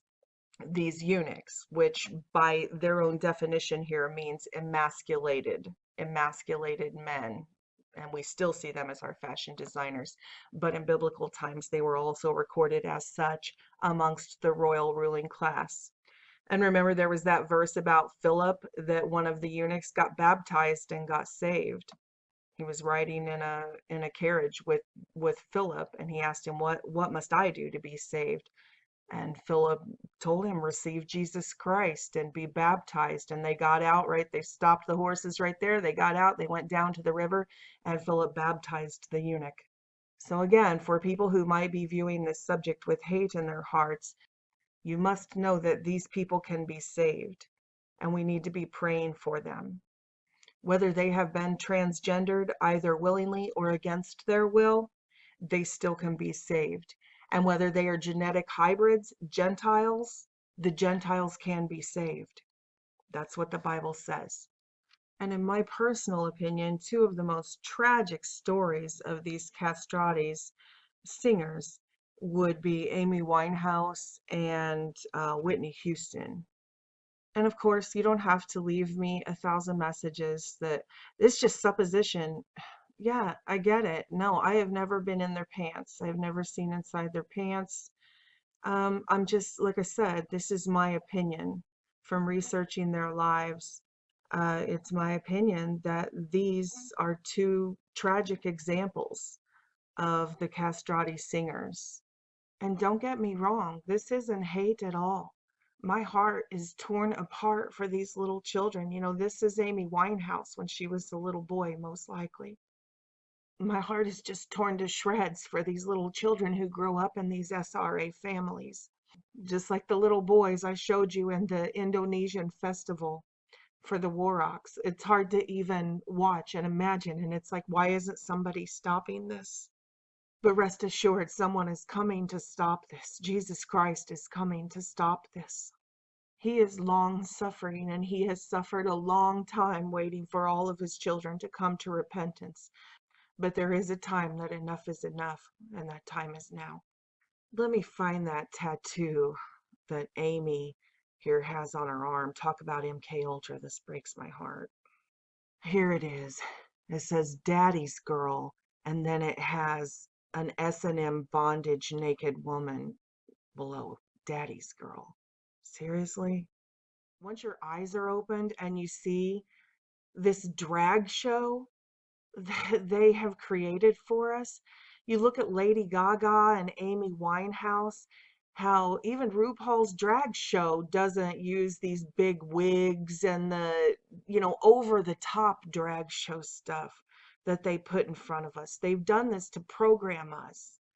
Like I showed you in the last video with the transgender beauty pageants and model runways and stuff, that some of them they have made very almost indistinguishable on purpose to confuse us, because they exude energy, a masculine energy or a feminine energy. So we don't realize we are being programmed. Our sexual attractions have been programmed because they present a body that gives us a stimulus, a physical stimulus, to have a sexual reaction to that. But then the souls are still there. This is still a male. So it confuses our senses because we are tuned into that transmorphic field. We are connected on a subconscious level. So while part of us is sensing that this is a male, part of us is being given a physical flesh stimuli to be attracted to it as a female. They literally programmed us for sexual deviance. So they don't make all of them dress up completely indistinguishable, as women. They purposefully parade things in front of us, like these big drag queen wigs on Lady Gaga and, say, Amy Winehouse. And like they did with Madonna with the really thick man eyebrows. And remember how Madonna didn't shave her armpits. And then some of them, they keep their male names to confuse our psyches, our subconscious, like Daryl Hannah, that we will still call her a man's name Daryl, even though on a conscious level, we're not making the connections, but on a subconscious level, they are programming sexual confusion. It's very literal MK Ultra to the masses. And you can see it's worked. It has worked. They've programmed our subconscious for generations now, and look how it has manifested in human society. And it really is amazing how the mind works, because once your mind is free, you look back and you're like, how did I ever miss that? You look at something like this and you're like, okay, I'm clearly looking at a man, like I'm looking at a man. But when you're under their spell, you don't see that at all. I never saw it at all. Never even entered my mind, because they said this is a woman. That's what they told me. But again, with the sigils and spells from the very beginning, her music videos and her couple of movies, she was always wearing these sigils. She was always wearing the Illuminati symbols. And like we've all begun to notice now, that even her halftime shows and her dance routines, they were all rituals. The same with Daryl Hannah. Even though I look at this now and all I see is just a man sitting there with long hair, a guy named Daryl, I just look at it and I think, how on earth could I have missed that? It's not really even a very convincing deception. But even after Daryl Hannah started having all the plastic surgeries, it's still not very convincing. But somehow I never questioned it, not once, never even entered my mind. I was completely blind to it. But now that the mystery has been dispelled, it's like looking at a bad episode of Bosom Buddies.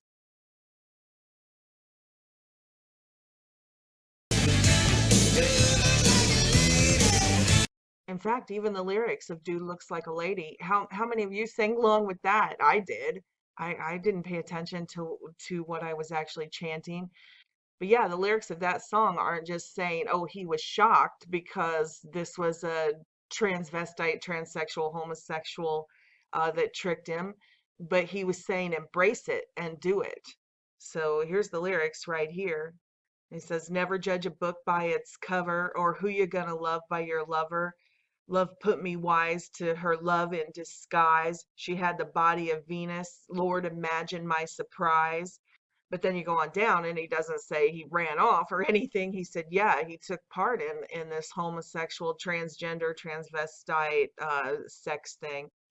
He says, baby, let me follow you down. Let me take a peek, dear. Do me all night. Turn the other cheek, dear. Dude looks like a lady. Dude looks like a lady. So yeah, even way back then, we didn't realize it, but not only were they preaching this, but they were programming it into frequency music and beaming it into us where we didn't even really know what we were saying, but we could all pull that up out of our consciousness so we know we're programmed with it. We've been programmed with it for decades to embrace it if we're tricked by a man that looks like a lady, that we should take part in that sexual act. Frequency programmed our brains.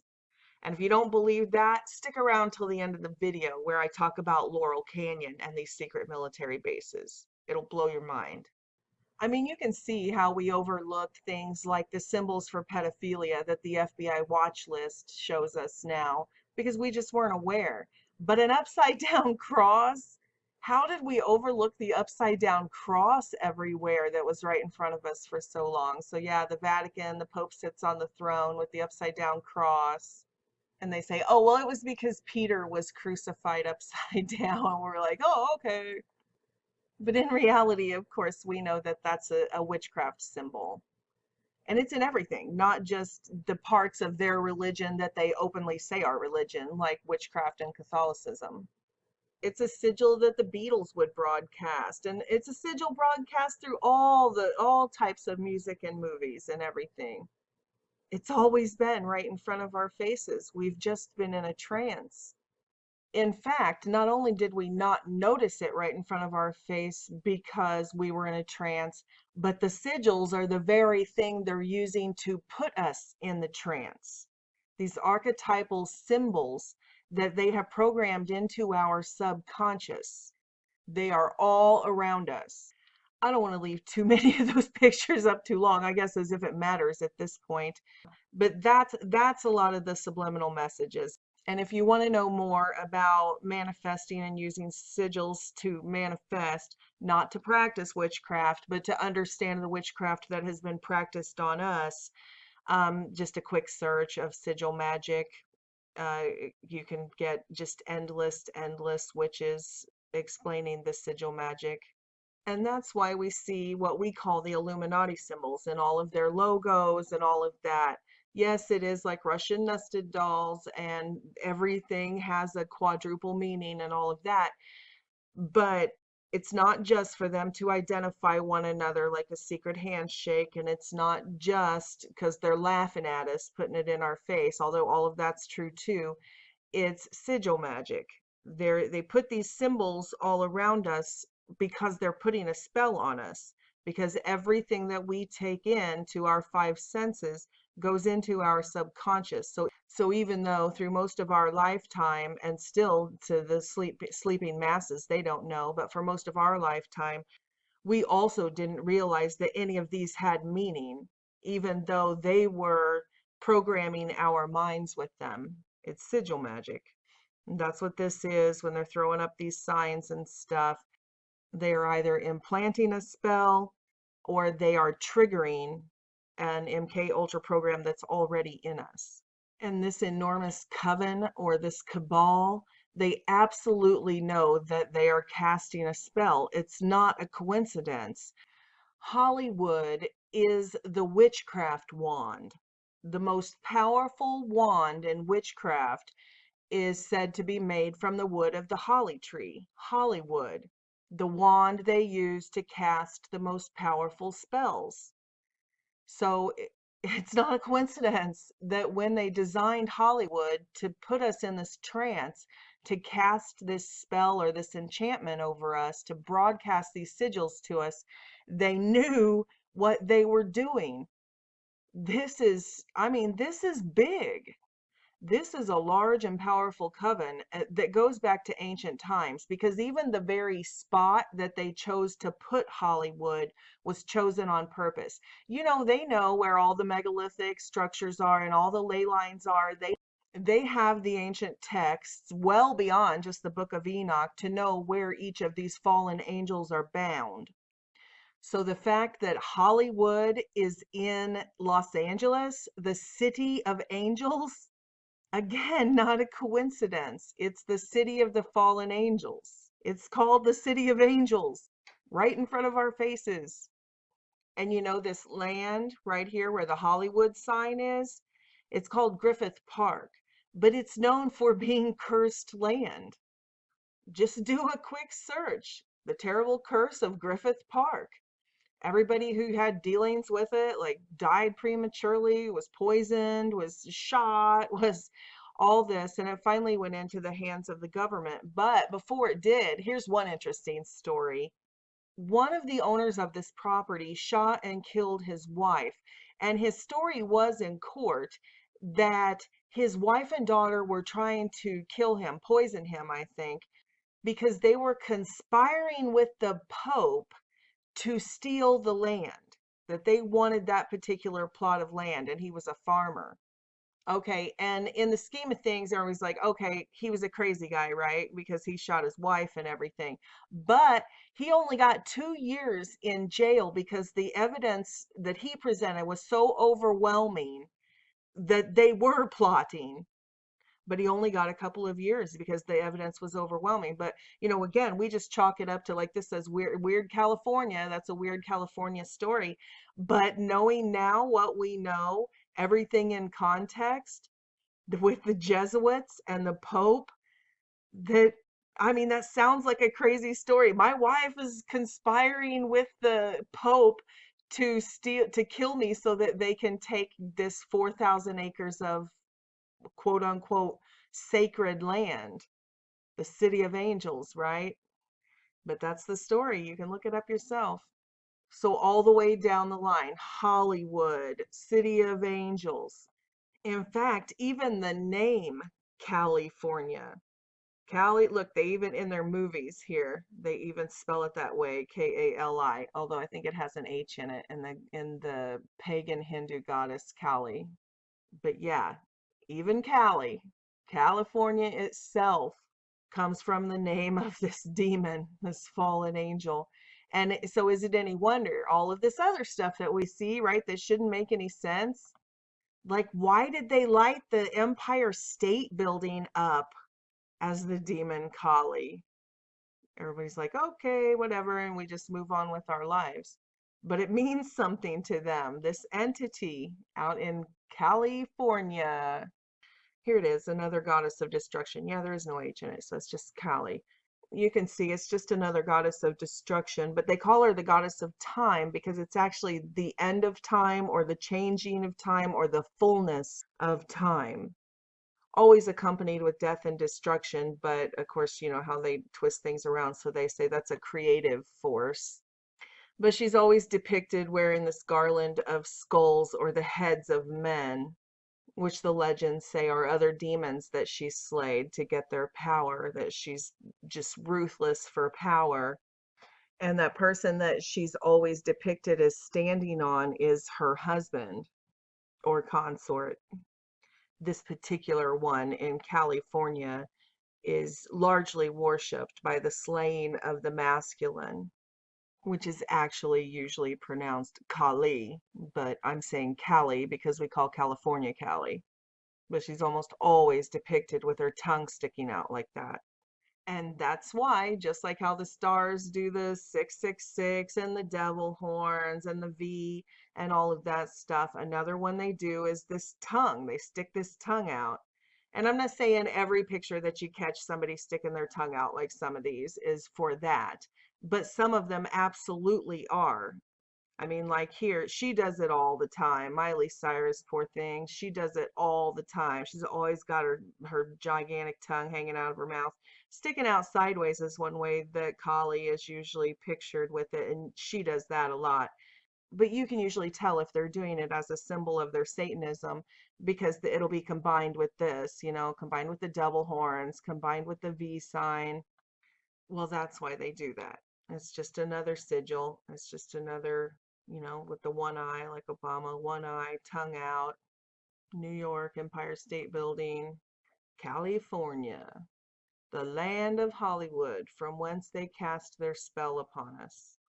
And they've been getting more and more blatant about it for a while. Like, remember about 5 years ago when there was that outcry that right in the middle of a Major League Baseball game, all of a sudden they flashed all these sigils in all these millions of people's faces while they were watching the baseball game. And most people have no idea about witchcraft or about Hollywood or anything. So they were just like, oh, that's weird. That must have been an accident. Really? Well, here's the clip.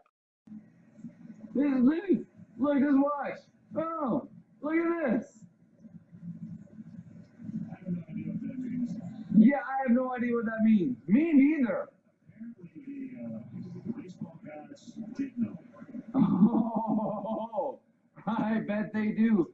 So you can hear it from the commentators at the baseball game. This isn't something that somebody made up at home to, oh, look, they're flashing sigils.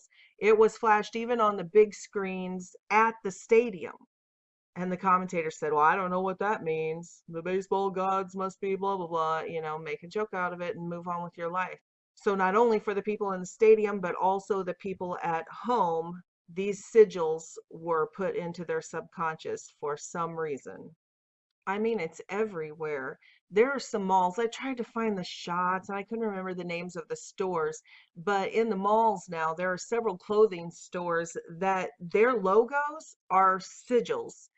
And their t-shirts and clothing and everything inside are just covered in these sigils. So you may see people walking around with t-shirts around you that are casting these witchcraft spells, these hexes and different things through sigils, thought forms. They're thought forms or archetypes, or, you know, there's a lot of names for them. But anyway, they're everywhere. They're on the clothing. I mean, we've noticed the uptick in dragons and skulls and death cult stuff on clothing. And we talk about Celine Dion, how she's putting all the New World Order sigils on her clothing, on babies' clothing and kids in her gender neutral push and all of that. But I mean, this is like flat out open witchcraft in the mall in a lot of these stores now. They're just out in the open about it. Just like here is Final Fantasy, it's rampant in the video games. They flat out call them sigils even. They're like, here, learn witchcraft, and these kids and people think they're learning a video game, or they think they're playing a game, but they're actually taking part in witchcraft. They do it everywhere. It's nonstop with the goats. This goat simulator, the video game. I mean, look how cute, right? It's just a cute little goat. It's just like farming simulator, the game. So everybody gets it, and then you open it up and start playing it, and you can see from the bundle, you've got the demonically possessed eye, and he's all torn apart, flesh torn off. Yeah, it's like the world's burning down, houses are burning down, it's killing nonstop. It's unbelievable. It's a little bit deceiving with the cute little goat on the front, right? And am I making too much out of it to say that it's satanic? Here's a screenshot from the actual game where the goat is going out and grabbing people and dragging them into the center of this pentagram. The game is full of sigils, witchcraft sigils and stuff. And you can see the background, obviously, the world on fire or hell, that type of thing. So I'm not making too much out of this. This is what they do. This is their goat simulator. They're actually taking part in satanic rituals, taking part in the Cabal lifestyle, and they're like, what's wrong with that? It's just a game. The problem is that it's real, that they are casting spells. I mean, right here, this is just from last month, November of 2018. The spells on Chilling Adventures of Sabrina are real. and the cast has tales to tell. And there's an article about how there was all sorts of weird stuff happening on the set, because in an effort to make the show as realistic as possible, they went out and bought real spell books, real witchcraft spell books. So while people are watching these shows and they're doing these spells over them, they're real spells out of satanic books, out of satanic witchcraft books, out of their own spell books. So they're saying to your face, hey, we are casting real spells over you while you're sitting under our enchantments watching these shows. If anybody still has TV and watches these programs and are programming themselves and allowing them to do these enchantments over them, please, please consider having your cable shut off and having that shut off. There's plenty, now that we have the internet, there is plenty of other things that you can use your mind to do. But anyway, the point of all that is that they are very consciously putting a spell on us and messing with our minds. That thought process was all about how do we consume as much of your time and conscious attention as possible. And that means that we need to sort of give you a little dopamine hit every once in a while. It's a social validation feedback loop because you're exploiting a vulnerability in human psychology. Understood this consciously, and we did it anyway. They are employing all sorts of scientific methods of hypnotism, is essentially what it is. It's hypnotism. The only reason we call it magic is because it's occult. So it's hidden from us. So we don't understand it, but they understand it, and they are hypnotizing our brains. That's why I have that entire series of videos called Hidden in Plain Sight, about the biggest secrets hidden in plain sight. Everything is hidden in plain sight because they're blinding our minds to it. It's invisible to us, even though it's right in front of our faces. So anyway, if you want more on that, I really encourage you to watch this video that I did called Shocking, Who Switched Off Our Brains? And it talks about the science behind this and how to reprogram our brains. Because by them directing the energy circuits of our brain, it grows like a tree. Because each of those synapses in our brains, when they fire, when they're stimulated and they fire, they grow. They literally grow. Like when you build muscle in your arms, when you work out a certain muscle, it grows. Well, it's the same with the electrical circuits of our brain. So by them continually stimulating us with this trauma-based mind control, then our brain functions that way. It naturally, energy, electricity travels through the path of least resistance. So this is scientific. They have literally trained our brains to function and see reality a certain way. And another thing I go into in this video that I think is a must-see is epigenetics. Because DNA, we have a lot of DNA in us that is switched off, and that is done through epigenetics. So like one thing I show in there is this experiment with 2 mice who are genetically identical. They are genetically identical twins, or you could say clones, I guess. But the scientists, through feeding them certain feed, through our food, through what we eat, all of this GMO, genetically modified food, but in this experiment, they fed the mice specific food, and it switched off certain genes in one of the mice. So by switching those genes off, even though they were genetically identical mice, they had the same exact DNA, they manifested completely differently. They had different hair colors. One of them got really fat, you know, like we're seeing with the obesity problem since the GMO foods were introduced. All of that kind of stuff. So anyway, that's a really interesting video, and it's along these lines. So I encourage you to go watch that if you want to know how to reprogram your brain or understand how your brain was programmed and why you see the world the way you do.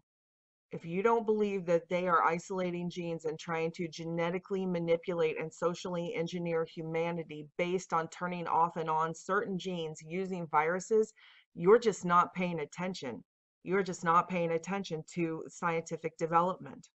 This is all the way back in 2004, almost 15 years ago. Here's the Time magazine cover talking about scientists isolating what they call the God gene.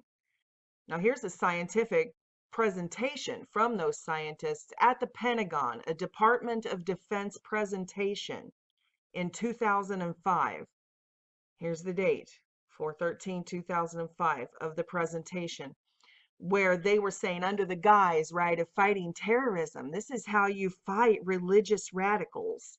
And this scientist is flat out saying that they have isolated genetic markers in people who are spiritual and religious, and that they can tamper with these people's DNA by using viruses and distributing them by aerosols through the air to shut off the genes that allow us to access the spiritual parts of reality.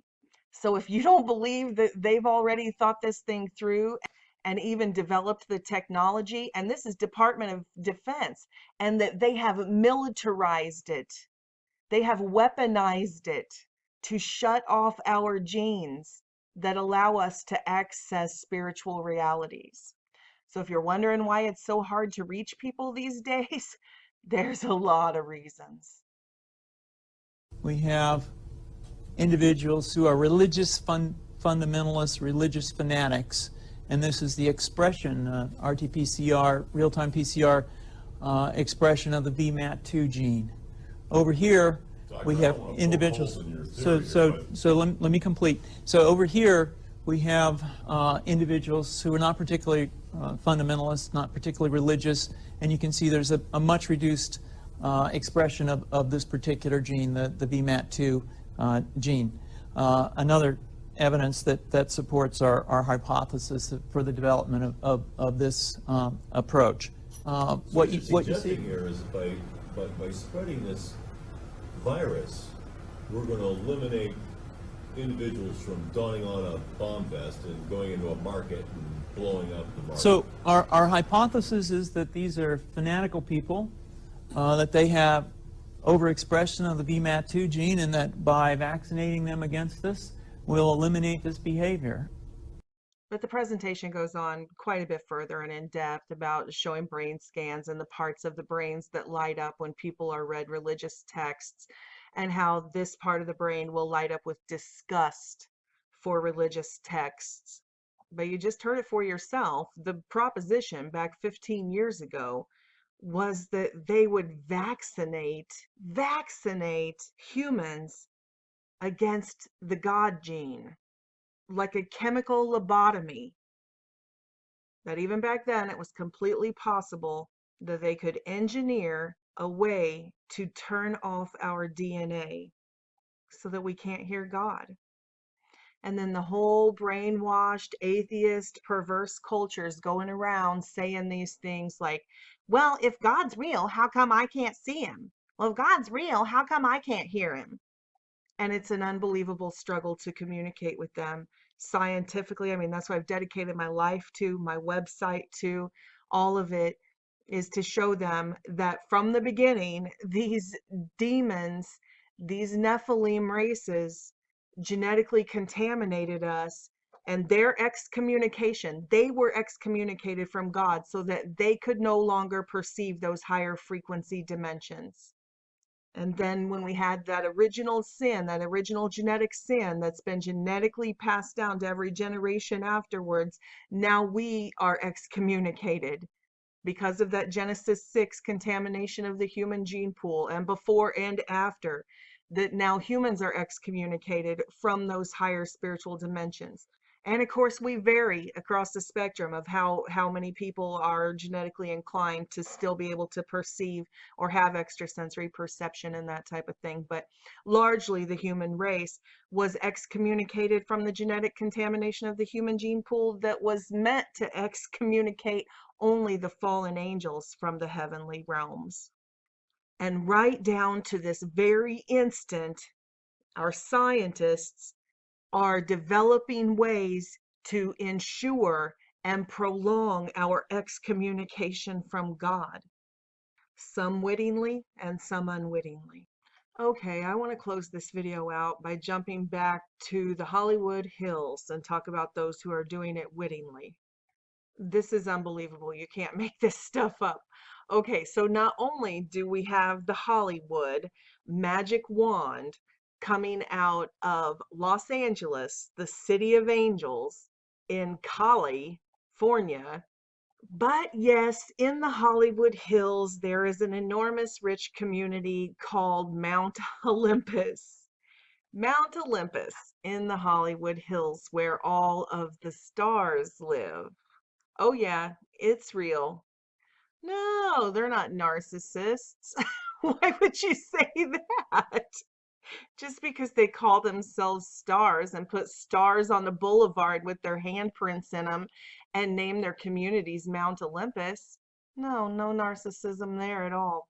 So you can look it up on the map, but it's Mount Olympus is a luxury residential community in the Hollywood Hills of the City of Angels. But the part of the Hollywood Hills that I want to focus on the most right now and in this video with is Laurel Canyon. Okay, see this facility right here? Now it's privately owned. But that is part of a highly classified military complex that was built during World War II and was operational through 1969, nestled in Laurel Canyon. So let's just look at a couple of the main streets all around this facility. It says right here, some of the main side streets are Mount Olympus, Kirkwood, Wonderland. Do you think that's a coincidence that those are the street names around this highly classified MK Ultra military establishment? Wonderland? And I know those are harsh words when you hear people say, oh, Hollywood's a tranny factory or something like that. But the word factory, at least, that's a fair analogy. That's a fair analogy. So let me show you some evidence for that right now. Okay, so this is the Lookout Mountain Laboratory. It's an enormous base. So although this was built and designed during the exact era that Hitler's propaganda minister was setting the same thing up over in Europe, they claim that this was actually built as like an anti-aircraft missile base. And it does have some helicopter landing pads and stuff on it, but that's about where the resemblance to that sort of thing would end, because it's a movie studio. So again, it goes back to how much you believe in coincidences, that they built this motion picture movie studio at the exact same time that the first talking movies started coming out, you know, in the golden age of Hollywood, right? Well, here's a government facility that is a motion picture studio built at that exact time.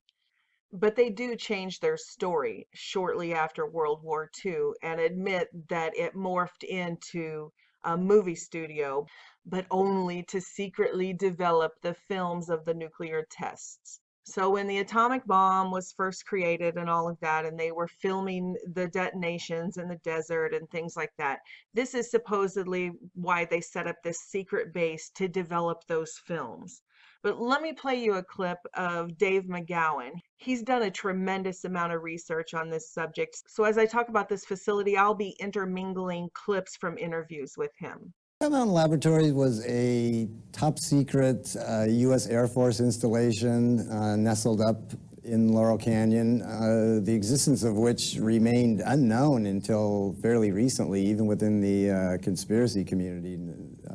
Very few people seem to be aware of the existence of this facility, and was said to be the world's most complete self-contained film studio. The main purpose, according to various sources, was to process the raw film stock from the early atomic bomb tests, the nuclear weapons tests. That doesn't really make a whole lot of sense because, like I say, this was a fully operational film studio that capable of doing everything in-house. They had, you know, every animation department, editing facilities, film vaults, you know, sound stages, everything to make a film from soup to nuts. And, you know, to process raw film stock, all you really need is a darkroom. Could have been anywhere. You know, there was no need to fly that film all the way, you know, to this remote outpost in Laurel Canyon. That another ridiculous fail with the cover story about this facility is, why would Marilyn Monroe have a classified clearance badge to an Atomic Energy Commission facility?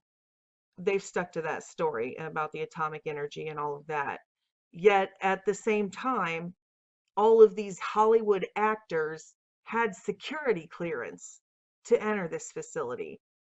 What do they have to do with nuclear bombs? Some real heavyweights from Hollywood, performers like Marilyn Monroe, John Wayne, as you mentioned, I think Jimmy Stewart, and very heavyweight filmmakers, like I think John Ford and I don't know, a couple others, were involved. They had security clearance to work in this facility, and yet no one seems to know exactly what they did there, and they remained remarkably closed-lipped about it, you know? I mean, pretty much all of them, as far as I know, went to their deaths without ever even mentioning the existence of this facility, let alone that they had any association with it.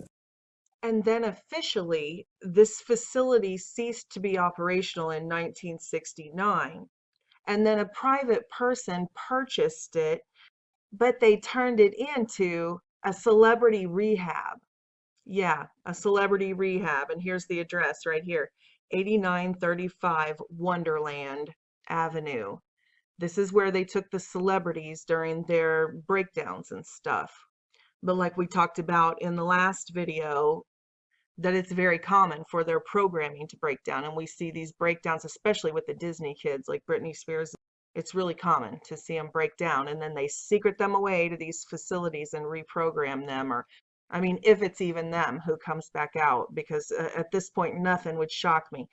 But one thing I do know for sure is that this Lookout Mountain facility started out as this giant Hollywood production studio with everything anyone would ever need, and it was kept completely secret, and the cover story doesn't make any sense.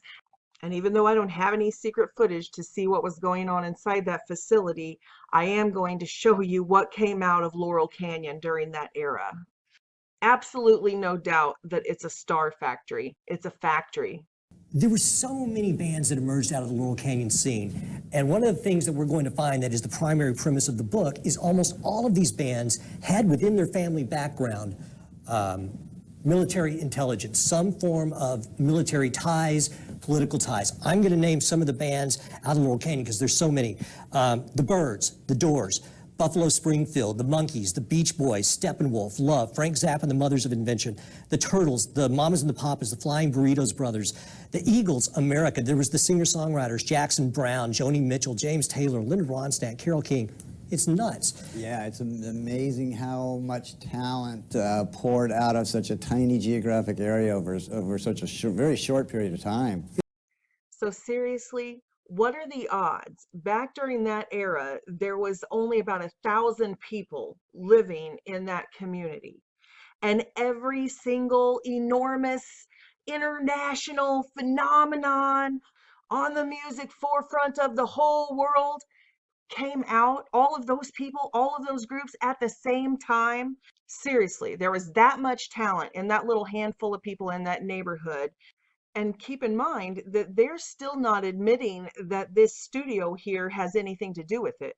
They're not admitting that this is a Hollywood or a celebrity star factory.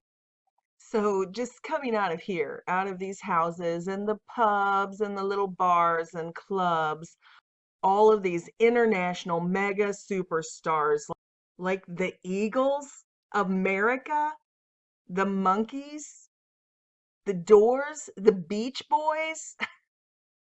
Yeah, all right here. They must have the best karaoke night ever at that pub.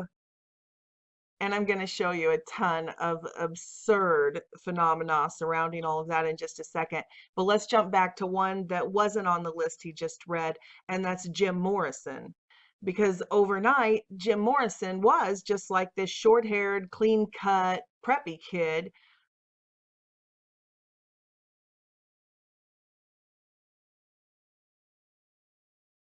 who launched into phenomenal rock star status and admits openly that he doesn't know how to read music. He doesn't know how to write music. He never really even had an interest in music or went to any concerts or anything like that. He just wasn't musical. He didn't play a musical instrument and none of that. So, but overnight, he is an international superstar. And coincidence of all coincidences, of course, he comes from a military family, and not just any military family. His dad was the naval commander over the Gulf of Tonkin incident. So it could be said that Jim Morrison's dad started the Vietnam War.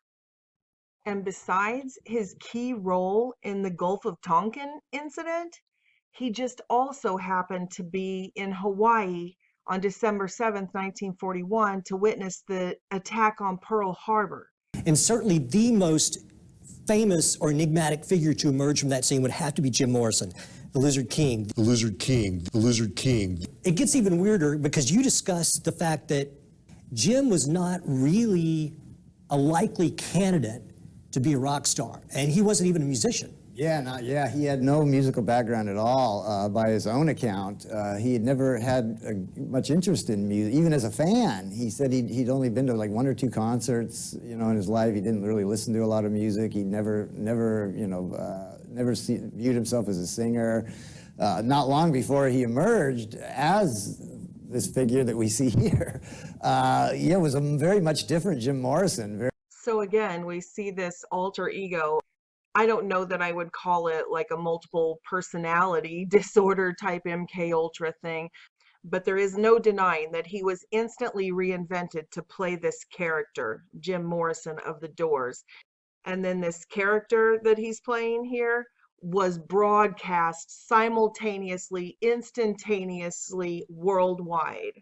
I mean, having a good agent is one thing, but what we saw coming out of Laurel Canyon was way beyond having a good agent.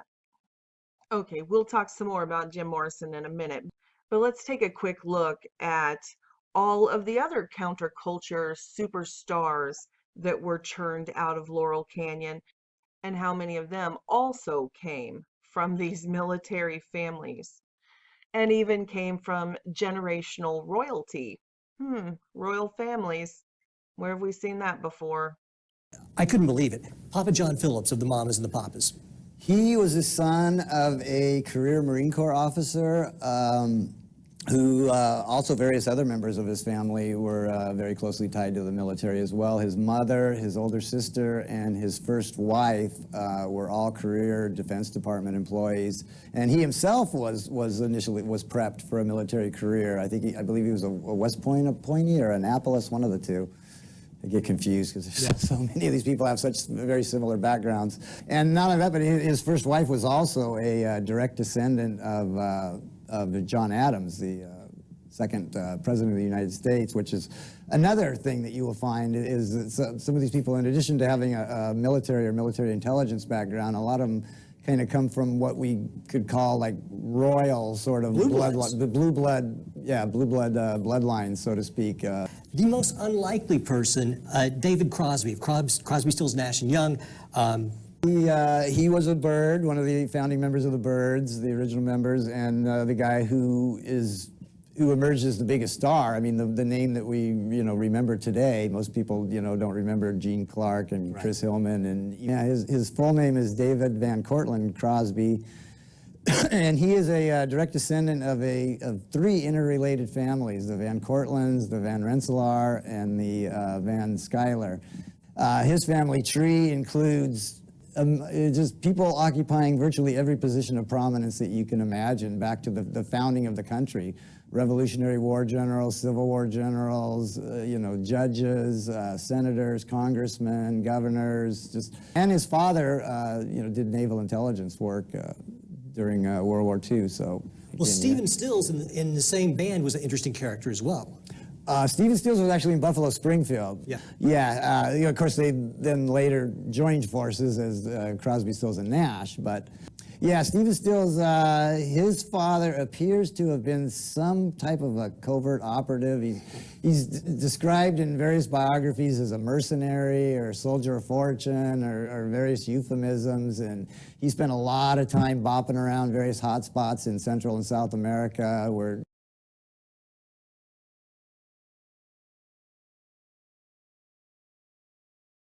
it just happened to be places where we had a lot of covert operations going on, And so Stephen moved around a lot and, to various, grew up partially in military bases and military schools in and around Central America, which we find time after time after Frank time. Zappa. Frank Zappa, yeah, according to the leader of the Mothers of Invention. But Zappa's father was a chemical warfare engineer, initially assigned to the Edgewood Arsenal, which is where Frank was born and spent the first 7 years of his life. They actually lived in military housing on the base, and he went to school and lived the first 7 years of his life at the home of U.S. chemical warfare, strangely enough. And Parsons, America. America, all three of them were sons of Air Force officers who met on a Air Force base in the UK that was known as being an intelligence outpost. So all their fathers were most likely Air Force intelligence officers. They were certainly Air Force officers. And yeah, they first got together on a military base. Jackson Browne was born on a military base in post-war Germany during Reconstruction. Graham Parsons, another kind of blue blood type character in a way. He was very much of a blue blood, yeah. His family originally owned the majority of the citrus groves in Florida and Georgia, and a very, very wealthy clan that also included the Hershey family and the founder of the Hershey's chocolate empire. So yeah, once again, he came from a very, very blue blood family that had deep roots, going back to the founding of the country. The guy who actually raised him, Robert Parsons, who gave him his name, his adoptive father, appears to have been an intelligence operative also. He was very closely involved with training exile Cuban groups in Florida Everglades to topple the Castro regime, and it's not a big mystery who was in charge of running all those operations. So if that's what his father was doing, then obviously he had some kind of a CIA connection. So, and his father, who he didn't know for all that long, because he died when he was fairly young, shot, listed as a suicide, although that's kind of questionable. And he was military. He was, I think, a fighter pilot. Okay, but I think you get the picture. The name of his book, Dave McGowan's book, is Weird Scenes Inside the Canyon, and he's written other books about serial killers and this type of programming and all of that. But I think you get it, that all of these groups that we idolize and worship and think we're so awesome, they were just actors on a stage. They were created and put on the stage for us. And they weren't anti-establishment. That was just a role they were playing. They were the establishment. They weren't anti-war. They were the military families. They were created by and come from the military-industrial complex. It's all a farce. And from the beginning, you can see their sigils. You have the lightning bolt, like the Eagles came out of Laurel Canyon. You have the lightning bolt, you have the Illuminati pyramid, you have the as above, so below. I mean, it's just endless. They were programming us. This is MK Ultra for the masses. I mean, right from the beginning, this is the Baphomet. This is Baphomet worship. People say, oh, it was just a cow skull because they're blind. Well, no, they still do it in the music industry. This isn't just a motorcycle. This is a Baphomet, see? And this one is almost identical to Jonathan Kleck's dead sheep with the tongue hanging out that he shows all throughout all of the Catholic Jesuit art and well beyond.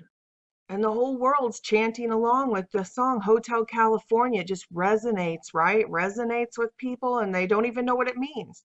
To this day, people are like, what does that song mean? This is what it means. Hotel California. It's inside of a spirit. I stood there in the doorway. I heard the mission bell. I was thinking to myself, this could be heaven or this could be hell. Her mind is Tiffany twisted. Remember in the last video I showed you Tiffany's Universe, which is the transgender beauty pageant where it's all men, but they're all turned into women. She got a lot of pretty, pretty boys that she called friends. How they dance in the courtyard. Sweet summer sweat. Some dance to remember, some dance to forget. A lot of pretty, pretty boys. This is the eunuchs. This is what we're talking about, the transgender. She got a lot of pretty, pretty boys that dance for her. So I called up the captain, please bring me my wine. We know that wine is the word used for the Holy Spirit, for the anointing, the wine. Please bring me my wine. He said, we haven't had that spirit here since 1969. Remember, I said Lookout Mountain was operational until 1969? And she said, we are all just prisoners here of our own device. Last thing I remember, I was running for the door. I had to find a passage back to the place I was before. Relax, said the night man. We are programmed. We are programmed to receive. You can check out anytime you like, but you can never leave. And that reminds me of the tragedies, like I said, with Amy Winehouse. And like I discussed in the last video, the suicide rate up to 40 to 50% amongst transgenders. And this is like a veiled threat. You can check out anytime you like, but you can never leave. We are all just prisoners here of our own device that they have chosen. And don't get me wrong, I'm not saying that all of these people coming out of Laurel Canyon are all transgender. MK Ultra has tons of nested programs going on simultaneously. I think this is more just the sigil magic and the frequency technology and all of that being employed on humanity. Although if you look closely at some of these, I think they would be candidates for transvestigation.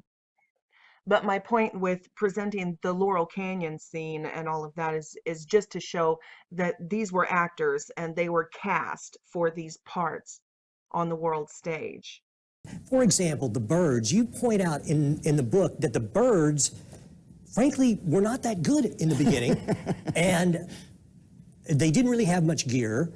Did they share a space with Vito Polakis or something? Because that whole, they used the his birds, studio as a rehearsal space. Yeah, tell us about that, because they just kind of blew up out of nothing, and there's weird people in the band that don't know how to play. Yeah, really look at the beginning, the genesis of these bands. It doesn't really seem very organic, you know, in the sense that these were just a lot of guys that were friends and fellow musicians that had similar musical interests and got together and decided to form a band, and, you know, just sort of a natural progression of things. This is more like these. Some of these bands had definitely had the appearance of being cast, and the Byrds, which was the first one out of the gate, was probably the most obvious in that regard, in that their entire rhythm section literally did not know how to play their instruments.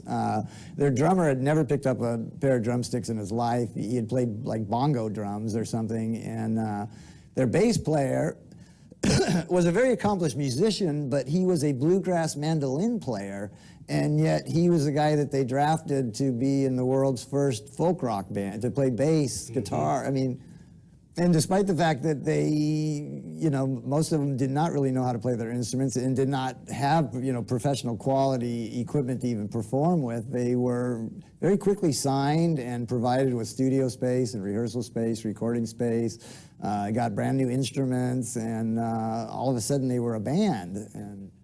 And they were created by the military-industrial complex, by these royal bloodlines, or the ones who consider themselves the ruling class royals. The actors on the stage are all family members. They're never just, people don't just get on a bus and go to Hollywood and succeed. They don't just become rock stars. That's all a lie. They're all family members. And I'm going to show you some super shocking stuff about that here in a minute. And I'll put the link below to Dave's entire interview so you can hear more of these connections. But I want to point out some things you may not have considered.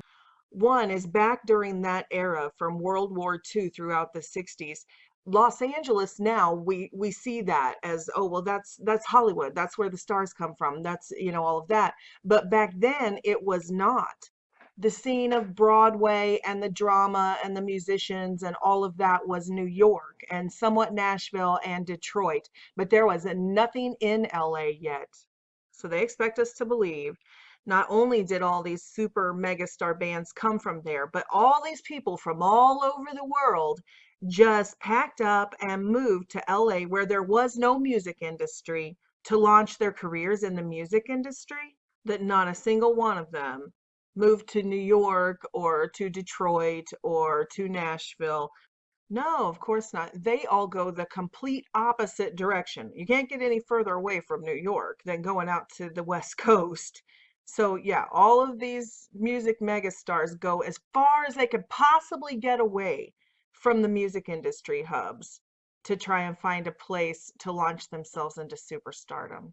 Really? Really? This is what we're supposed to believe? But the masses believe it. I mean, I just don't even think they've even thought about it. I don't think they're even aware of world history or the history of the state or the different eras of the industrial age, that how these things came about. I just think people are so uneducated, so dumbed down by the quote unquote public education system that they don't even know where they are. They don't have any idea. They don't even know they're caught in a trap. It's just so easy to catch them. Just a little bit of bait. That's all it takes, a tiny bit of bait, and they'll run head first right into the trap. And if you try to tell them, hey, that's a trap, stop throwing your money at these celebrities, stop downloading that music, come out of Babylon, stop watching their programs, they're programming you, they're called programs. You try to tell them that it's a trap, that don't take the bait. You show them right to their face, like all the stuff I'm showing right here in this video. And they're, oh, you tinfoil hat wearer. Oh, you conspiracy theorist. They mock you and run headfirst into the trap. So why would they create an entire music industry and all of this? Well, this is why.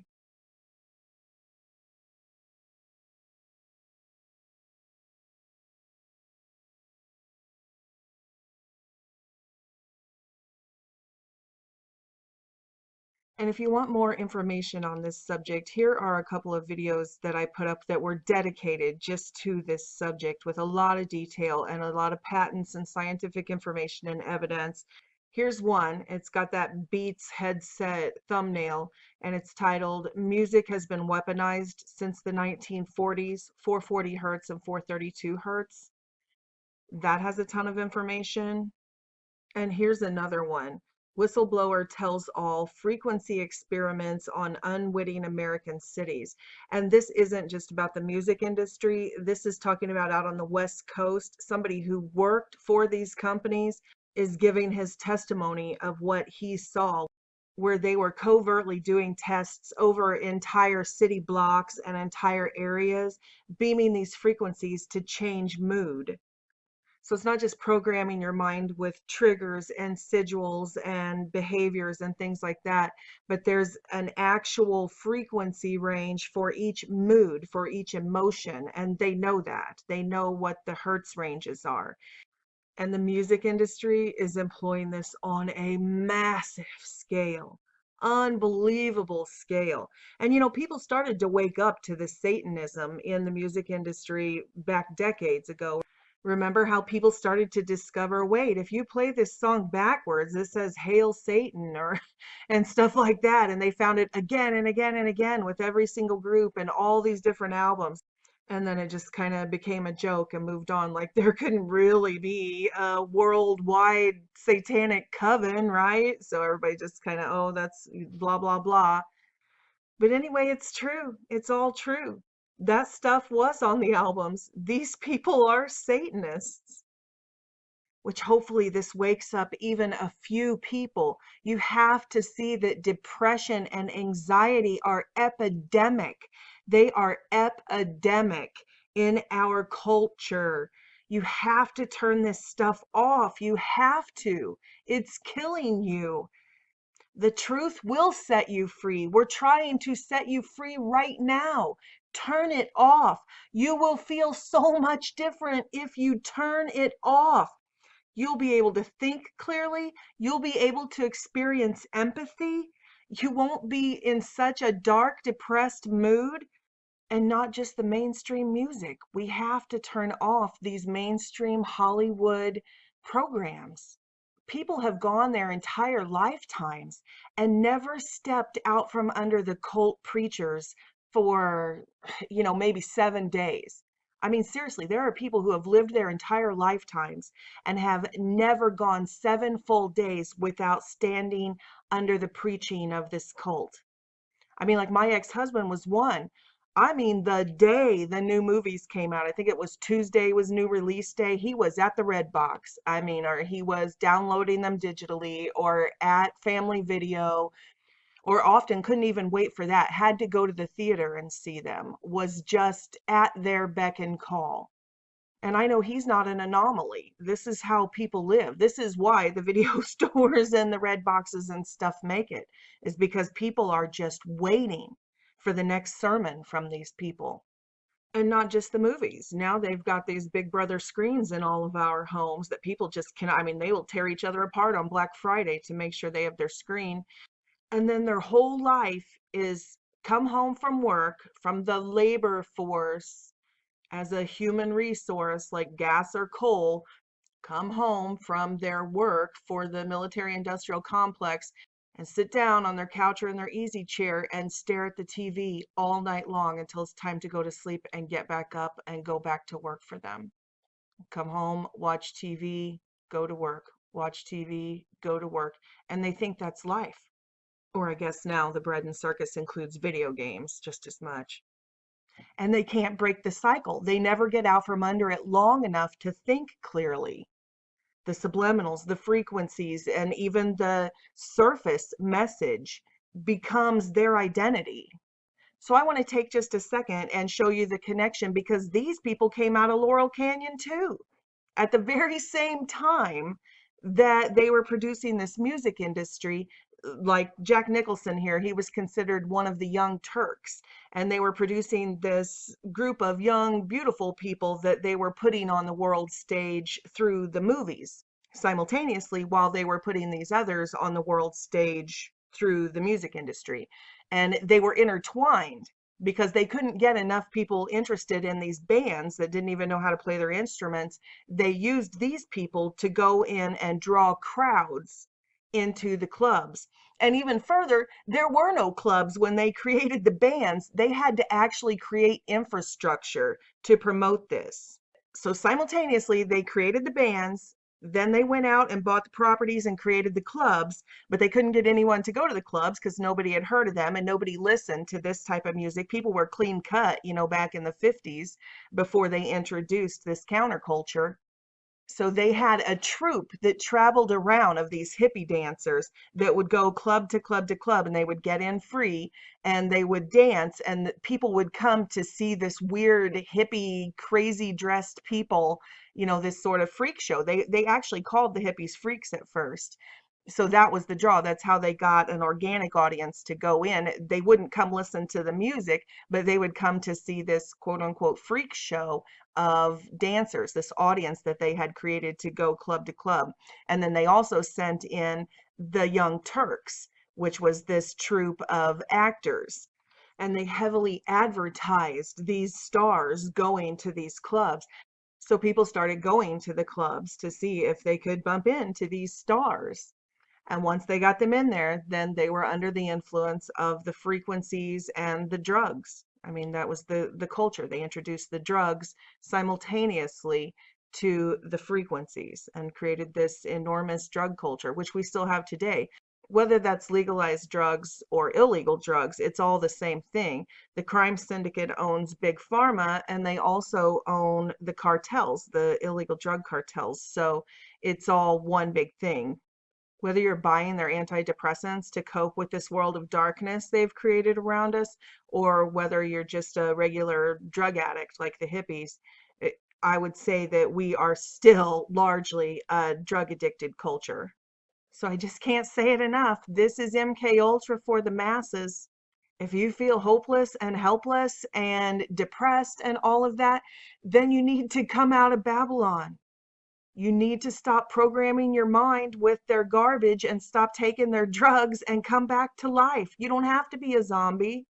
Which didn't really start in Haight-Ashbury. It started here in Los Angeles. Then we also have the entrance of the Young Turks. Explain to us who the Young Turks are. Yeah, that was the other factor. The Young Turks were the young, up-and-coming Hollywood crowd.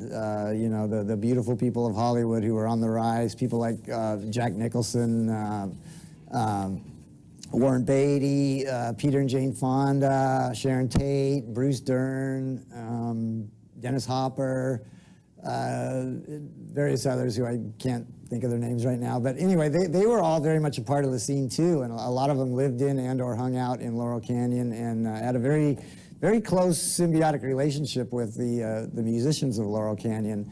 And they were the other big factor in drawing people out to these clubs, because it was also publicized that they were there. And so, you know, the initial attraction of these clubs when they first started opening up was, number one, to see these crazy hippies, you know, doing these wild dance moves on the dance floor, and the opportunity to possibly rub elbows with Steve McQueen or Jane Mansfield or, you know, these young glamorous Hollywood stars. Helped put these bands really on the map initially. Well, strangely enough, the coincidences continue, because most of these actors that you're discussing had the same military intelligence backgrounds. Yeah, they're very curious. Yeah, Dennis Hopper acknowledged not long before his death that his father had been a career intelligence officer, beginning with the OSS, continuing with the in his official bios, he's described as like a farmer and a postman or something like that. But Hopper actually acknowledged that his dad was in fact a career intelligence officer. And of course, here's a clip of the Young Turks. Here's Jack Nicholson giving a standing ovation to Roman Polanski. And this is 2003. So this is long after. Everybody knows that he's a pedophile and it's all out in the open, and he's fled the country. And the Academy Awards, and they still give him an Academy Award, these people, this cabal. And here's the Young Turk, Jack Nicholson. Note the dark glasses indoors. Standing ovation for this pedophile. There's Meryl Streep too. There's tons of them. Scorsese, they all stood up and gave a standing ovation to this cabal pedophile that had fled the country. Just a little side note here. I had to redact the clip that was right here to show the actual footage of Roman Polanski winning and them giving him a standing ovation. I've been trying to get this video uploaded for 5 days, and every time it uploads, they block it worldwide. So I finally got it narrowed down to this. It was like 20 seconds of this that they won't let me use. So if you want to see for yourself, it's right there. Of all the things that I say on this channel, but yeah, clearly they are the most protective of their pedophile ring. And if you don't know who Roman Polanski is, Roman Polanski's sexual abuse case. In March of 1977, film director Roman Polanski was arrested and charged in Los Angeles with 5 offenses against a 13-year-old girl: rape by use of drugs, perversion, sodomy, lewd and lascivious act upon a child. He's not just a rapist and a pedophile, he's also the husband of Sharon Tate. Sharon Tate of the Young Turks. He was the husband of Sharon Tate, who Charles Manson's cult came in and sacrificed the child in her womb and killed her. That was Roman Polanski's wife. And like I mentioned earlier, this was no coincidence. The Manson family stayed at the Beach Boys' house and partied with them and stuff. Yeah, it seems like an anomaly now. Everybody's like, oh, how'd that happen? Oh, whatever, and they dismiss it. No, because these were all from the same family. The Beach Boys were one of the groups that came out of Laurel Canyon. And Charles Manson was a member of the Order of the Orient, the secret society. He was more in the drug cartel wing of the family. I mean, they'll admit that it's a cult, that part of the family is a cult, but they won't tell you how they just walked right in to Sharon Tate and Roman Polanski's house and knew the layout of the house, and how they were part of this whole Hollywood Hills scene the whole time. But again, with the hidden in plain sight thing, they flat out said these were ritual slayings. This was a ritual. They flat out tell you that they were hypnotized, what I've been talking about this whole video. And don't forget the Helter Skelter connection. Remember to the Beatles song, Helter Skelter, that the family said that they were being programmed with this music to murder. And they wrote Helter Skelter from the Beatles song all over the walls in blood. And I talked about more of that in the last video, the last Age of Deceit video that just went up. How the Beatles openly put Satanist Aleister Crowley on their album. And, you know, it's not a secret. It's an open secret. It's right in front of our faces. And the cult ritual sacrifices of the Manson family, that wasn't the only one. Do you guys remember the Wonderland murderers?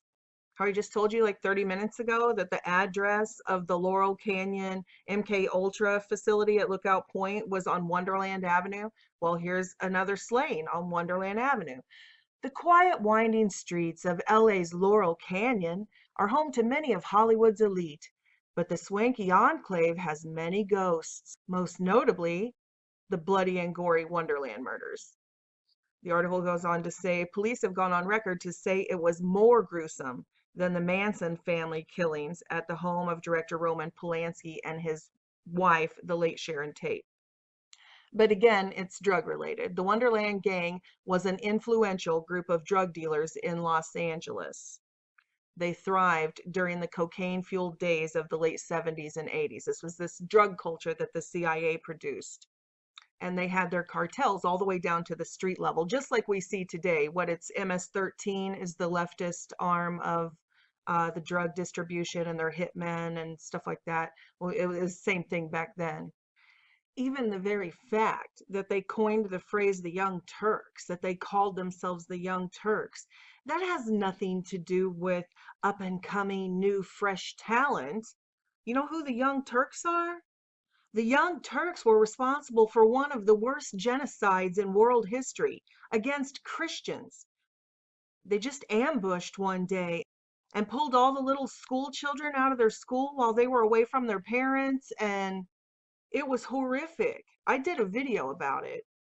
It was back in the Q series. It's called Q Analysis Setup, Armenian Connection, Young Turk. Because you see, they use that same phrase again in the mainstream media with this fake news. The Young Turks, and their background is this shredded American flag, just torn to shreds and everything, and they're Armenian. So I know you can't tell me they don't know what the Young Turks means, because that's where the genocide happened. Armenia. They're laughing in our faces about Christian genocide.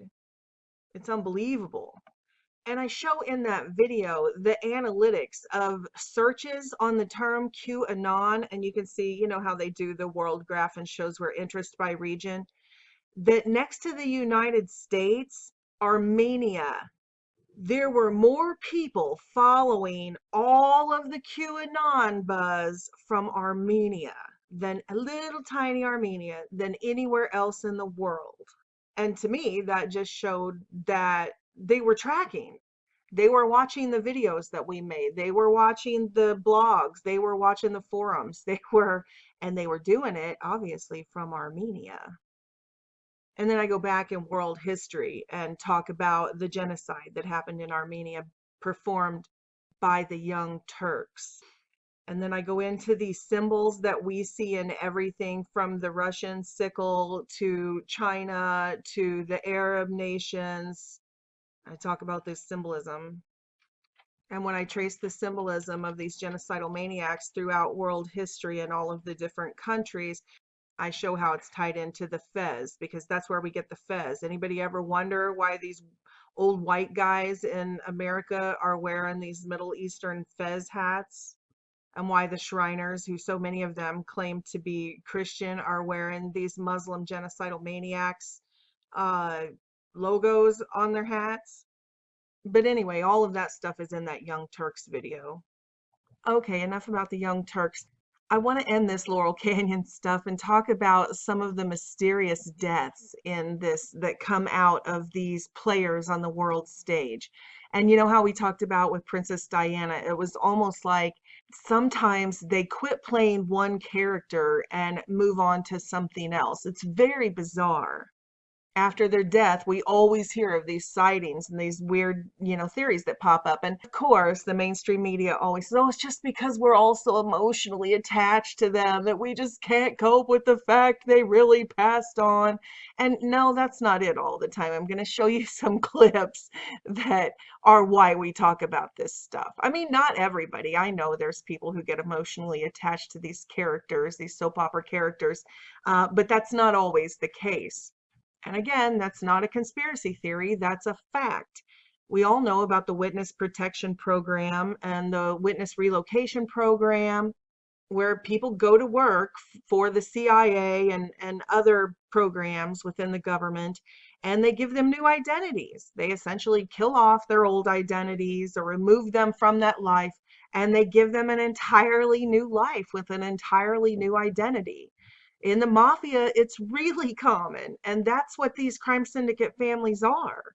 Yes, we know 100% for a fact that several of these people are given new identities. And I'm not saying that everybody who fakes their death or has one of these weird things happen where we're like, hey, they're not really dead. I'm not saying they're all in the witness protection program.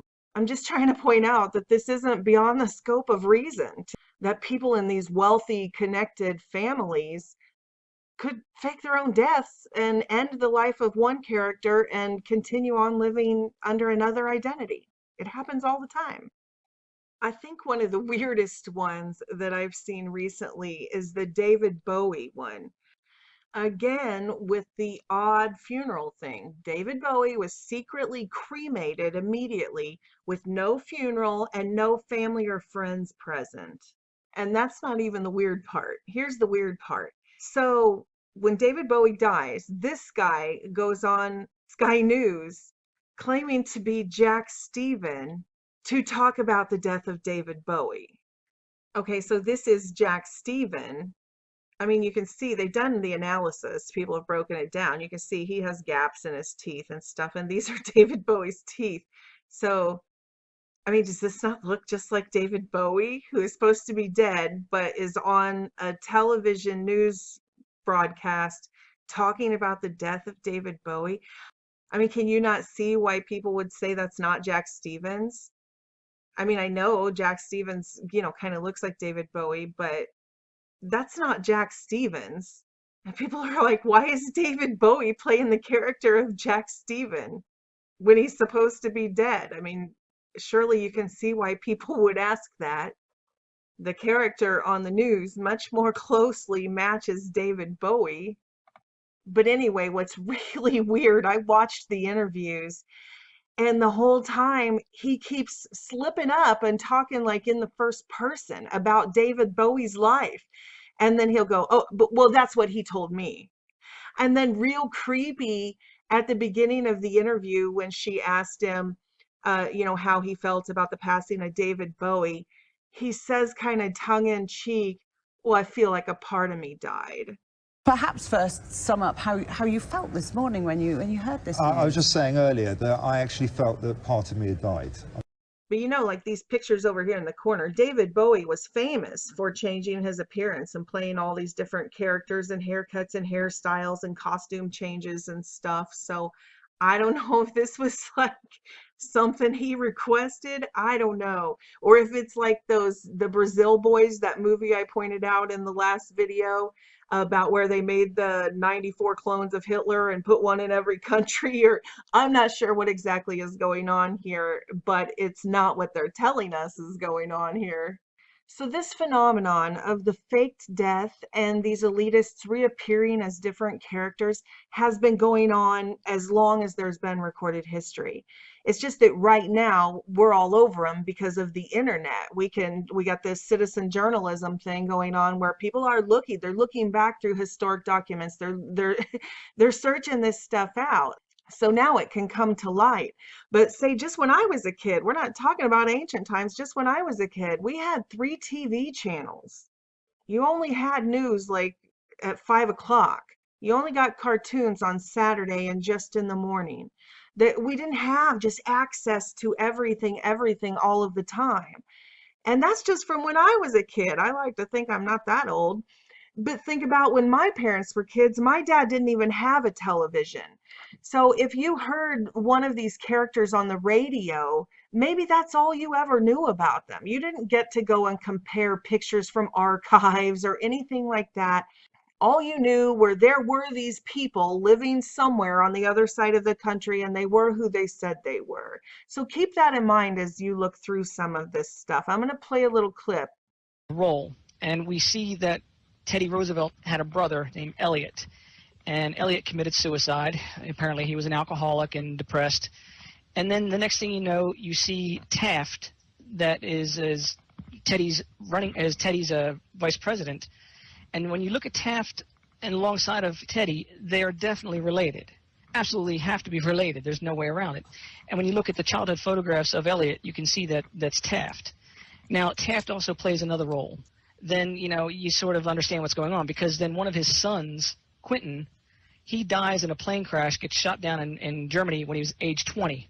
Well, he turns out to be Joseph Kennedy. Now, at that point, you got two families that are massive families that then, you know, branch off, and you see one of his daughters is the one that becomes Lilith Carter. So there's the three families right there that were the ones that branched out, and basically they took over our entire government. So surely you can see why people are asking questions when these people seem to die as one character, and then someone who looks exactly like them appears as another character. And even if you cannot stretch your mind that far, you have to admit that you can see these are all the same family, right? That whether it's the Roosevelt family, President Roosevelt, or the Kennedy's family, President Kennedy, or the Carter family, President Carter, surely you can see these people are all from the same family at the very least. I mean, surely you can see the family resemblance. Surely, right? This particular bloodline they all look like Russells to me, which would be, what, the tribe of Dan? I think it's the tribe of Dan going all the way back to Nimrod. I mean, we should at least be allowed to ask questions. These are reasonable questions. I mean, to me, it's startling how much O.J. Simpson's ex-wife, Nicole Simpson, whom he was charged with murder for slaying, why does she look exactly like Megyn Kelly? I mean, it's eerie. You don't think that's eerie? And not just people, places too that we see in these old films matching up. What are the odds that Adolf Hitler's home, this is archive footage of Adolf Hitler's home after the bombing, what are the odds that those film images would exactly match up with Walt Disney's home in California? Well aware one, who also goes by, I think, Dallas Goldbug, is that right? He flipped it around, you know, and he overlaid it with Walt Disney's house, and even the swimming pool location matches. Even the driveway matches. Even the pictures from the old Hitler films and the style of Walt Disney's house. Even the windows, style and location match. Yeah, I mean, basically, the films match. And get this. This is Disney's home during the most recent sale. So this isn't supposed to be Hitler's home, but they have the Gothic German crest built into these windows of Walt Disney's old home. And people are starting to wake up that we're in a rigged reality. The whole world is a stage, and reality is rigged. We're in some sort of actor-based reality. Where you watch a news broadcast where it's just supposed to be some neighbor or something, and you're like, wait, wasn't that the same guy who played a neighbor in this thing I saw on the news last year? And we're starting to realize that crisis actors are real, and enormous events that shape history could be staged. And like I said, even though everybody's done a ton of incredible research into this type of thing, I don't agree with all of them. Some of them don't look anything alike to me. I'm just going to be honest. Some of them don't. Even when they say, oh, well, of course they use the silicone and all the makeup and all of the, you know, the special effects that they use in Hollywood for Hollywood movies to make people look different and stuff. Even in light of all that, I don't agree with everything everybody says. But again, don't throw the baby out with the bathwater, because if you wade through that stuff, there's some very compelling evidence that to me is almost 100% proof on a lot of them. For example, here's a video that I put up last year about the NASA Challenger crew. Who can wrap their minds around that? But yeah, in my mind, there is no doubt. Many of these people are still alive and have been located, and even have the same names. What are the odds of that if these aren't the same people and they pop up being a professor at a university? It's just unbelievable.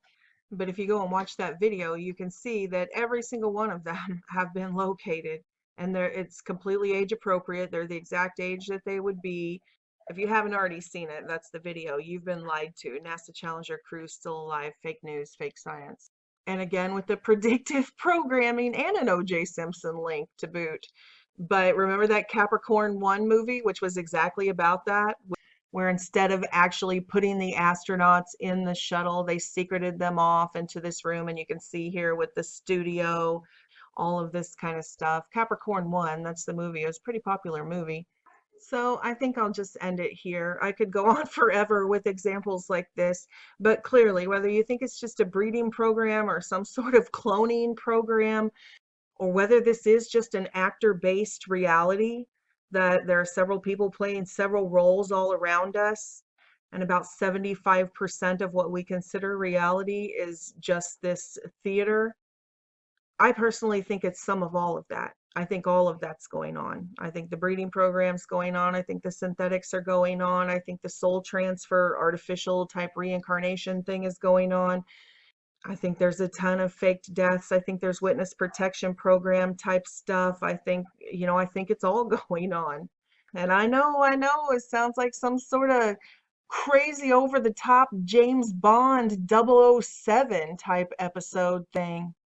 Oh, speaking of James Bond and more deceptions, the Bond girls are dudes. Nope, it's not a conspiracy theory. This one even did a Playboy spread. And she has come out, Tula, all these years ago. Can you imagine now? But this is old James Bond. All these years ago, the Bond girls were dudes. Like I said, now she's come out and told everyone all about it, that she was deceiving people all those times, that she was a Bond girl and him Playboy, and she's a dude. You guys, we're not crazy. This is really happening. It's unbelievable, but it's happening. Her name is Carolyn Cossey, but everyone knows her as Tula. It seems that Tula was not only an honorary citizen, she was sort of an honorary woman. You're still a young man. Yes, Tula was born a boy, a little woman trapped in the body of a little man. Okay, I really am going to wrap this up. I could just go on forever and ever. Anyway, I wanted to thank everybody for your support. I just can't thank you enough. And I wanted to show you what YouTube did to me. Look at this, monetization, ineligible. They completely took my whole channel monetization down. I just woke up and it was gone. After I uploaded this Age of Deceit, Transagenda and Breeding program, they took down my whole channel. They took everything off, knocked my income down to nothing. Just pink slip. You can't make any money on YouTube. Account status, currently ineligible for monetization. And I clicked on why. It just says policies. What this means, it means your channel will no longer earn money from YouTube, including revenue from advertising, YouTube premium subscriptions, or other monetization products like membership. Also, your channel's videos lose access to cards and end screens. So I guess at the end where it recommends other videos of mine, they even took that off. So they're going to make sure nothing goes viral. It's just more suppression. And I don't care if they demonetize it. It says that I can appeal it on January 17th. So I'll probably do that and see what happens. But for now, I feel kind of free because I haven't been able to use certain keywords or say certain things or, all of that. I couldn't tag certain things because they would demonetize my videos and flag them and stuff. So now I'm just going to say what I want to say.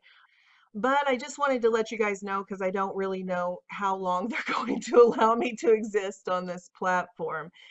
As you can see from my channel, from my status screen, I don't have any copyright strikes. I don't have any community guideline strikes. I'm in perfect standing. I've been on here for 11 years. It doesn't matter. Just boom, ineligible for no reason. And I've never heard yet of that happening to anybody. I've heard of people getting copyright strikes till they get kicked off or community guideline strikes till they get kicked off. I've never heard of them just targeting somebody and making them ineligible for nothing. But whatever. I just wanted to let you guys know what my backup channel is in case I do disappear, in case this channel gets taken down. My backup channel is called The Supernatural God Is Not Dead. And I'll put a link to this backup channel down in the description box for anyone that might be interested. or who knows if they take them all down, you might want to go over to Patreon. You don't have to donate money or pledge money. I think there's a thing on there where you can just hit follow, and you can just follow on Patreon, so that if all my channels go down, I'll at least be able to post a video on there and let you guys know where I'm at, or if I'm going to do more channels, or if I'm going to upload at my website, or whatever avenue God's going to take me on after that. But for right now, we still have a window of opportunity. I'm still on here. And if you guys like this content and you find this sort of content useful, please do consider partnering with me so that I can continue to do this. The only way we're going to do it is crowdsource it and crowdfund it. I mean, you see, they even took the end screens off. So please like, share, subscribe, all that good stuff. Spread it around as best you can, because we have to crowdsource the truth. They're trying to suppress the truth, and we have to work against them and crowdsource the truth and crowdfund the truth.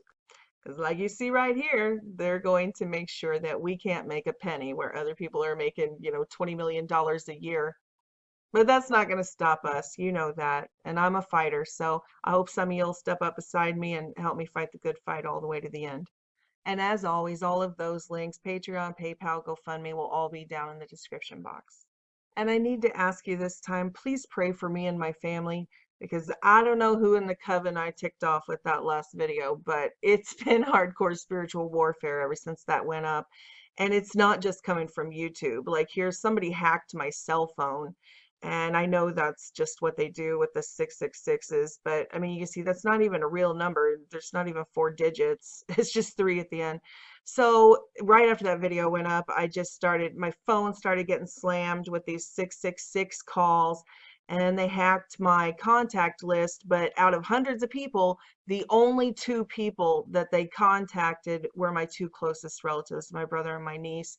And you can see she started calling. I'm getting all these 666s, and I'm getting calls from you that aren't from you. She got like 17 calls from me with these 666 texts and stuff that I wasn't sending. And so it was just, and we don't even have the same last name or anything. So it's odd, that they targeted just my 2 family members off my contact list. So the 3 of us were getting this. Then my dad had to go to a doctor for a heart problem. I got hit with something in my nervous system. I don't know what it was. My arms and legs going numb, really numb, and pins and needles all over. Just, I don't know what it was. I've prayed through it. I thought I was going to have to go to the hospital, but I'm okay. And then my furnace broke down and my car broke down. So this isn't just, the battle is not against flesh and blood. It's not. And when you're out here beating back the darkness and slaying dragons, they don't like it. They don't like you one bit. So please do pray. Please, please, please pray for me and my family, just to keep the shields up, just to keep that hedge of protection around us. Because when you're out here on the front lines, sometimes it gets a little hairy. In fact, not only do we not battle against flesh and blood, but it says that we have divine power to demolish those strongholds. The weapons of our warfare are spiritual, and we have the power to demolish those strongholds. So I want to end with this 5-minute prayer. The Bible says when 2 agree on earth is touching any one thing, it shall be done for us by our Father in heaven. And it says 1 can send 1,000 to flight, but 2 can send 10,000 to flight. So it's exponential when we join together in prayer. So please, I know this is the point where everybody wants to click off and be like, oh, the information's done, and skip the prayer. But this is the most important part. You guys know I don't ask you to pray with me on every single video. I don't. But this time I am. This is for the saints. Saints, if you're out there, now's the time to bring this cabal down. This is the only way it's coming down. So I'm going to let Brother Carlos lead us in this closing prayer. He calls it nuclear bomb to Satan's headquarters, and it surely is. So please, please take these few minutes and pray this prayer with us. And let's take this cabal down. This is a powerful coven, but they are not nearly as powerful as the Most High God. That which is in us is greater than that which is in the world. So saints, please stand with me and let's pull this thing down. Let's pray for protection first. Father in heaven, in the name of the Lord Jesus Christ, we just come before your holy throne. We ask that you forgive us of all sins we have committed against you and against those made in your image. Father, we ask right now, according to your word in Psalm 34, verse 7, which says, the angel of the Lord encamps around those who fear him and he delivers them. Father, we ask right now that you camp your angels around all of us here participating of this prayer, also around our loved ones, our family members, ministry partners, in-laws, ex-in-laws, and friends, to protect us and keep us safe from any form of retaliation or attacks of the devil and his demons. And we declare Isaiah 54:17, no weapon formed against us shall prosper. In the mighty name of the Lord Jesus Christ we pray, amen. The word of the Lord says in 2 Chronicles chapter 7 verse 14, if my people which are called by my name shall humble themselves and pray and seek my face and turn from their wicked ways, then will I hear from heaven and will forgive their sin and heal their land. In the name of the Lord Jesus Christ of Nazareth, we now renounce on behalf of this city, state, and nation all opportunities for ground held by Satan, his demons, and human agents in relation to these legal jurisdictions. According to Luke chapter 8 verse 17, which says, for nothing is secret that will not be revealed, nor anything hidden that will not be known and come to light.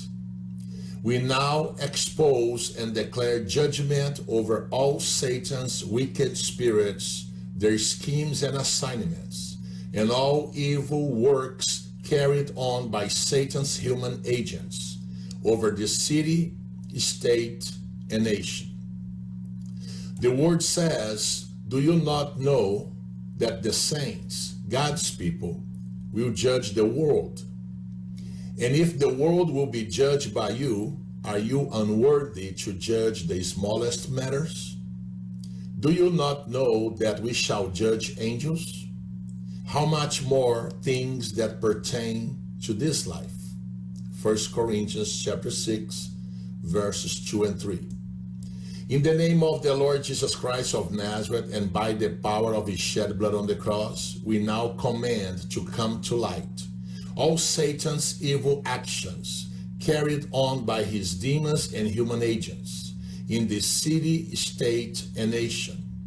We also put a limit to these actions. In the name of the Lord Jesus Christ of Nazareth, we now revoke all controlling powers of darkness over all governing authorities ruling over the city, state, and nation. We now bring to judgment all secret satanic agenda, corruption, and wickedness in high places being exercised over these jurisdictions in the name of money, sex, control, and power. We also expose and bring to judgment all secret works of darkness done by satanic entities and organizations with the purpose of expanding the territories of the kingdom of Satan in the city, state, and nation, and negatively influence and brainwash the minds of vulnerable people, bringing destruction upon this city, state, and nation. In the name of the Lord Jesus Christ, our Lord and Savior, we now bring to judgment all demonic strongholds established throughout this city, state, and nation with the purpose of expelling righteousness, godly, and moral principles from our schools and introducing wickedness to our children and young adults. Satan, all your evil works over the city, state, and nation, and also over the airwaves, is now being judged by our living God, creator of heaven and earth. We now demand that all corruption and wickedness in high places over the city, state, and nation be now exposed and brought to light and to judgment by the courts of heaven, where our righteous judge presides. We now command confusion to enter the enemy's camp, causing major chaos among Satan's demons and evil human agents. Father, in the name of the Lord Jesus Christ, let your will be done this day on earth as it is in heaven. Father, surround this city, state, and nation, with your mighty army of warrior angels, with the purpose of removing all unrighteousness from these legal jurisdictions. In the name of the Lord Jesus Christ we pray. Amen.